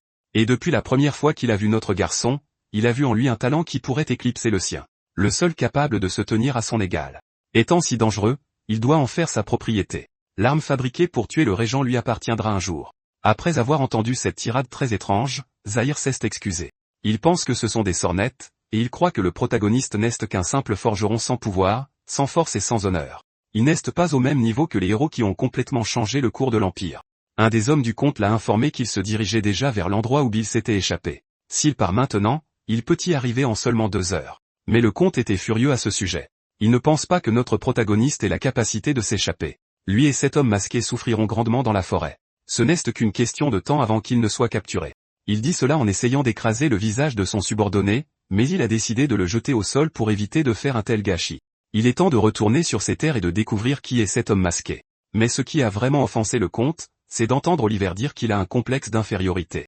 Dès qu'il arrivera sur son territoire, il fera souffrir tous les traîtres. Retour à notre protagoniste. Il est au milieu d'une bataille très féroce. Le chevalier bourreau essaie de le faire se rendre. Notre protagoniste sent le mana fluctuer dans sa lame. À cause de cela, il a été repoussé lors de la dernière attaque. Il manque encore de contrôle pour continuer à se battre. Il ne peut toujours pas concentrer le mana exactement où il le souhaite, contrairement à son adversaire qui peut faire circuler cette énergie librement. Le chevalier a dit que notre garçon est très doué pour esquiver les attaques. Peut-être que sa spécialité est de s'enfuir. Comme il peut voir le flux de mana, Bill pense qu'il est capable d'esquiver cette attaque, mais il a été pris au dépourvu par un coup de poing brutal. Bill n'a rien compris. L'attaque est venue plus vite et d'un angle auquel il ne s'attendait pas, mais il ne sait pas comment c'est arrivé. Maintenant, il doit à nouveau se soucier d'attaques dangereuses. Notre garçon a réussi à l'esquiver, et il a aussi remarqué quelque chose de très intéressant. Grâce à cela, il a commencé à s'éloigner davantage de l'ennemi. Mais ce chevalier est vraiment dangereux. Bill croyait que le mana ne servait qu'à augmenter la force, la défense et l'attaque. Cependant, il peut faire beaucoup d'autres choses avec cette énergie. Les parties du corps qui possèdent cette énergie bougent différemment. Et maintenant, il commence à comprendre ce principe. Le mana devient une partie de son corps. Grâce à cela, il peut faire circuler cette énergie dans sa prothèse comme s'il s'agissait d'un vrai bras, comprenant qu'il ne fait qu'un avec son arme, le secret pour maintenir une concentration constante. Après le dernier échange de coups, le chevalier a remarqué que notre protagoniste était devenu un peu plus fort. Le chevalier masqué en était satisfait. Cela vaut vraiment la peine de continuer à enseigner à ce prodige à devenir un vrai guerrier. Même ainsi, avec le mana qu'il a maintenant, vaincre un chevalier vétéran n'est pas une tâche facile. Et s'il ne fait pas attention, cela pourrait même être impossible. Un coup dévastateur vient d'être bloqué par notre garçon, mais son contrôle du mana est encore très faible, provoquant une surcharge de tout son corps. Le chevalier bourreau a dit que cette bataille est dénuée de sens. Alors qu'il continue de mettre la pression sur Bill, notre protagoniste sent qu'il est sur le point de s'effondrer. Il doit aussi mettre du mana dans ses pieds juste pour maintenir sa posture. Mais cela lui a fait perdre de la force dans son épée, qui commence déjà à se fissurer. Cela pourrait avoir été une erreur fatale. Avant qu'il ne puisse être abattu, un chevalier a été projeté au milieu de leur bataille. Le guerrier masqué l'a fait, s'excusant d'avoir interrompu le combat. Il n'imaginait pas que son adversaire volerait si loin. Complètement furieux, le bourreau a demandé ce que faisaient ces hommes, donnant à notre protagoniste le temps de retrouver sa concentration. Maintenant qu'il sait comment rester debout, il peut utiliser les capacités de sa prothèse comme l'a autorisé le guerrier masqué. Il est temps de trouver un moyen de gagner cette bataille. En recevant cette permission, Bill fut grandement soulagé car la bataille serait terminée en un clin d'œil. Le bourreau ne pouvait pas comprendre cet excès de confiance, prêt à en finir complètement avec ce garçon orgueilleux. Mais chaque fois que Bill forge une épée, il pense exactement à ça. Même si elle est tranchante, elle rencontrera toujours une résistance. Comme notre garçon manque de technique, il a pensé à une autre solution, une sorte d'impulsion. Lorsque le mana des pierres magiques est libéré, son épée gagne en vitesse. Bill a filé devant son ennemi comme un éclair, ne laissant qu'une entaille derrière lui. Le bourreau ne peut même pas comprendre l'étendue de ses propres blessures, mais il a fini par être massacré sans pitié. Prouvant son complexe d'infériorité, le comte s'est vengé sur quelques rebelles. Et ce qui l'irrite vraiment, c'est la lettre qu'il a reçue l'informant de l'évasion de notre protagoniste. Quelqu'un s'est approché de lui au milieu de tous les corps. Il semble qu'il ait eu une autre journée difficile. Celui qui s'approche du comte est Sahil, et il est enfin de retour. C'est le jeune frère de Sahil. Le pauvre garçon est allé faire un câlin à son frère. Mais ce qu'il a reçu en réalité, c'est un coup de pied au visage, car le comte n'aime pas ce genre de contact physique excessif. Sahil était loin de sa famille depuis longtemps, et voilà comment il est accueilli. Il était sur le champ de bataille. Pour son frère aîné, ce n'est qu'un jour comme les autres. Il faisait partie du groupe qui a vaincu le roi démon. En effet, Sahil convient que son frère est une personne incroyable, le grand maître d'armes connu dans le monde entier, un combattant extrêmement complet. Il est la plus grande source de fierté de Sahil. Étant de la même famille, il a tout de suite remarqué que le comte était d'une humeur exécrable, même s'il essaie de le nier. Mais rien qu'en le regardant dans les yeux, Sahil sait que quelque chose ne va pas. Sans parler des rumeurs qui circulent en ville à propos d'un certain Bill. Le comte s'est immédiatement levé devant son frère et lui a demandé s'il avait fait tout ce chemin juste pour l'ennuyer. Sahil s'est excusé en déclarant que ce n'était pas son intention. En fait, il reconnaît la force de son frère, disant que son regard est parfaitement terrifiant et qu'il devrait toujours être conscient de la grande personne qu'il est. Sahil a fini par être embarrassé par tout ce discours. Mais ce que son jeune frère veut vraiment faire, c'est l'aider. S'il y a quelque chose qui le préoccupe en ce moment, il ne peut pas simplement l'ignorer. Sahil a dit au jeune homme de ne pas s'inquiéter, que c'était juste une petite erreur de calcul. Changeant de sujet, ils ont décidé de quitter cet endroit pour prendre un repas. Dans la salle du palais, on a présenté à Sahil un grand festin. Le garçon n'a pas réfléchi à deux fois et a commencé à manger comme un animal affamé. Sahil lui a demandé de ralentir un peu, sachant qu'il n'avait pas été privé de nourriture. Cependant, le garçon a confirmé qu'il mourait de faim. La seule viande sur le champ de bataille provenait des monstres, mais pour Sahil, ce n'est rien de spécial. Il a dû manger ce genre de viande pendant 8 ans. Pour son jeune frère, c'est l'une des choses qui le rendent encore plus incroyable, car il est très difficile de survivre dans ces circonstances.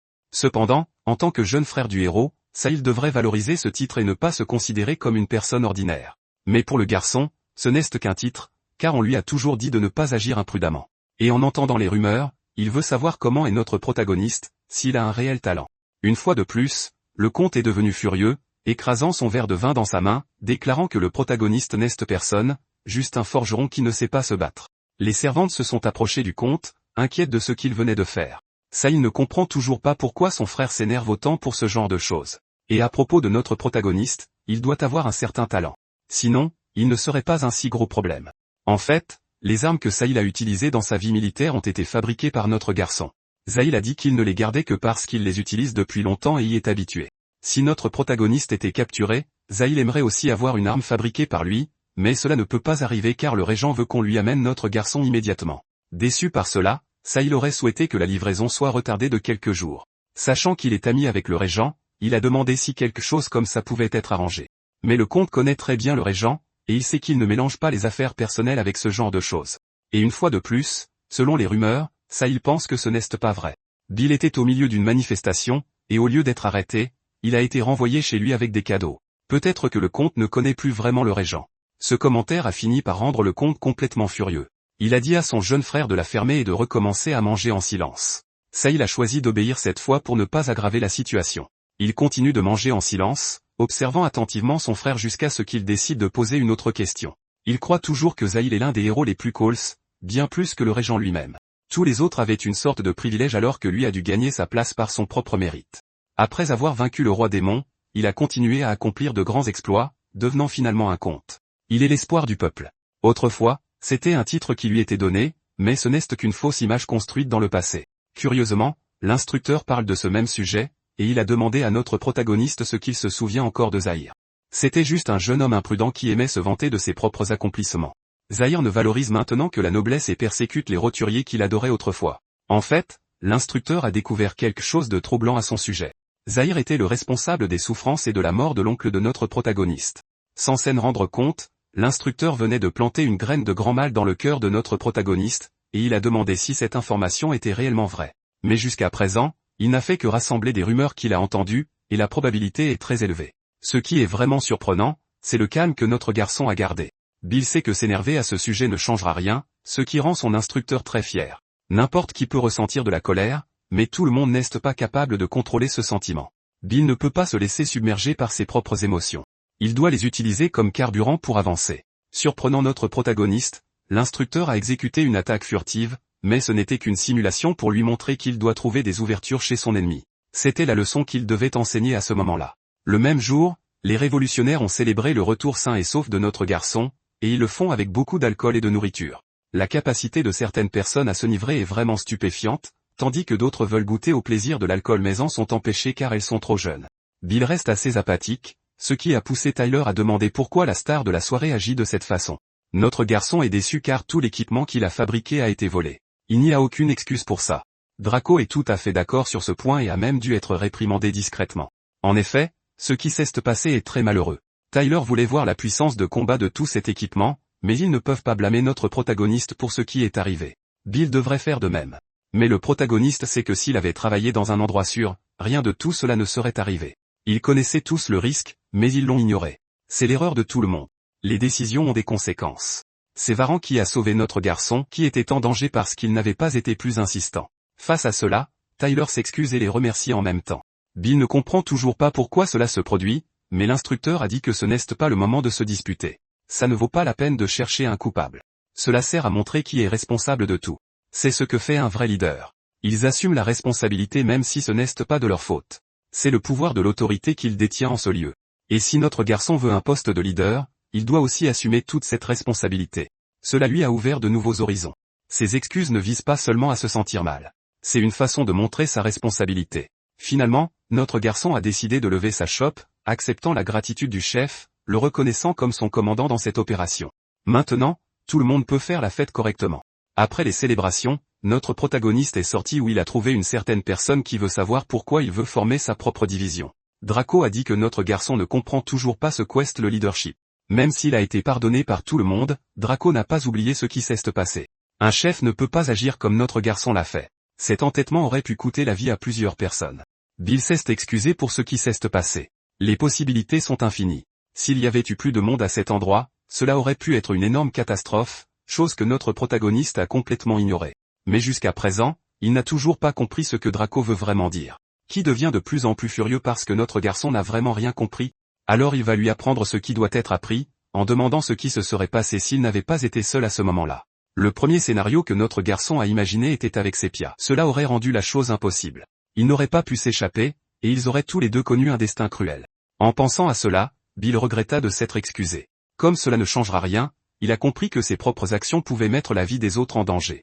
Draco est maintenant un peu plus satisfait de cette prise de conscience. Cette ligne de raisonnement est très logique car un vrai chef ne peut pas compter sur des excuses. Ils doivent être déterminés à prendre leurs responsabilités. C'est ce qui fera que son escouade suivra notre garçon. De l'extérieur, Draco a l'air d'un jeune gamin, mais il n'est pas devenu capitaine de sa propre unité pour rien. Il est très mature et expérimenté. Bill a eu honte de ce qu'il avait fait ce jour-là. Avant d'être laissé seul, il appela Draco une dernière fois, posant au jeune homme une question très précise, des mots mystérieux qui le laissèrent complètement sans voix. En tant que forgeron, notre garçon a une ligne de raisonnement spécifique. Une épée tranchante ne fait pas de quelqu'un un bon épéiste, pas plus que le style de la lame. Il semble que notre protagoniste soit proche d'une réponse. Le but de son unité est de former une équipe d'élite pour vaincre des ennemis importants. Seuls, ils ne sont pas capables de vaincre Oliver ou même Zahir. Ils doivent combiner leur style de combat et se battre comme une véritable équipe. Pour ne pas dépendre de la force d'une seule personne, ils doivent agir comme une chaîne. Créer ce système sera sa façon d'être responsable de tout le monde. Draco a été surpris par cela. Ça a l'air fou. Malgré tout, ça semble un peu amusant. Notre protagoniste a commencé à partager ses idées. L'instructeur les observe tous les deux, de plus en plus impressionné par notre protagoniste, qui possède une détermination qui surmonte la critique. Il a ce qu'il faut pour devenir un vrai chef. Le lendemain, ils sont montés à la surface à l'extérieur de la caserne. Bhaskar montre à notre garçon le nouvel emplacement pour la forge. Pour cela, il doit équilibrer 3 éléments, le vent, l'eau et la terre. Certains matériaux peuvent devenir extrêmement toxiques lorsqu'ils sont raffinés. Un flux d'air constant est nécessaire pour évacuer toutes ces impuretés, c'est ce que notre garçon recherche. L'étape suivante est l'eau, nécessaire pour refroidir le matériau chauffé. Elle doit être à la température idéale pour ne pas compromettre le processus de refroidissement. Cette eau est bonne, mais si elle était un peu plus froide, ce serait encore mieux. De ses propres yeux, Bill a trouvé une source idéale. Il a donc décidé de s'en approcher pour voir s'il avait raison. Quand elle a mis sa main dans l'eau, Bhaskar a été surprise car elle était plus froide à cet endroit. Voilà une autre étape qui vient d'être résolue.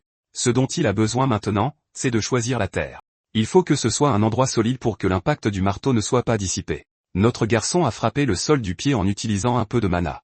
Son corps entier a tremblé comme effet secondaire. Il a même demandé à Bhaskar si elle avait vu ça aussi.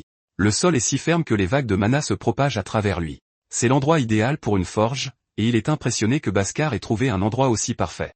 Mais cette femme est aussi impressionnée par l'habileté du garçon, qui a fait tout cela si rapidement. En fait, elle sait seulement que cet endroit est bon grâce aux connaissances transmises de génération en génération dans sa famille. Vraiment, le talent que possède notre protagoniste est absurde. Bhaskar a simplement remercié le garçon d'avoir reconnu la qualité de cette terre. Intéressé par ce projet, Bill veut savoir quand la forge sera terminée. Et selon leur plan, tout cela pourrait prendre jusqu'à 4 mois de travail. Mais comme elle est aussi motivée, elle peut accomplir la tâche en seulement 2 mois, ce qui a vraiment impressionné notre protagoniste.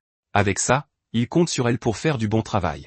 De retour à la caserne, il a été annoncé à tout le monde qu'une nouvelle opération aurait lieu dans 3 mois. La cible cette fois-ci est Zahir lui-même. Et en ce moment, le combattre pourrait être très risqué. C'est pourquoi ils commenceront par attaquer ses alliés les plus proches, ses chevaliers personnels et le corps bureaucratique de son territoire. Quant aux chevaliers, ils sont tous au même niveau que le capitaine Moustache. Le vieil ivrogne ne s'inquiète pas depuis qu'il a entendu que la recrue a vaincu le capitaine Moustache. Bill a tenu à souligner que l'ennemi avait été négligent au combat et les avait grandement sous-estimés, en plus de ne pas avoir d'équipement adéquat. S'il avait eu une arme en métal, les choses auraient été complètement différentes.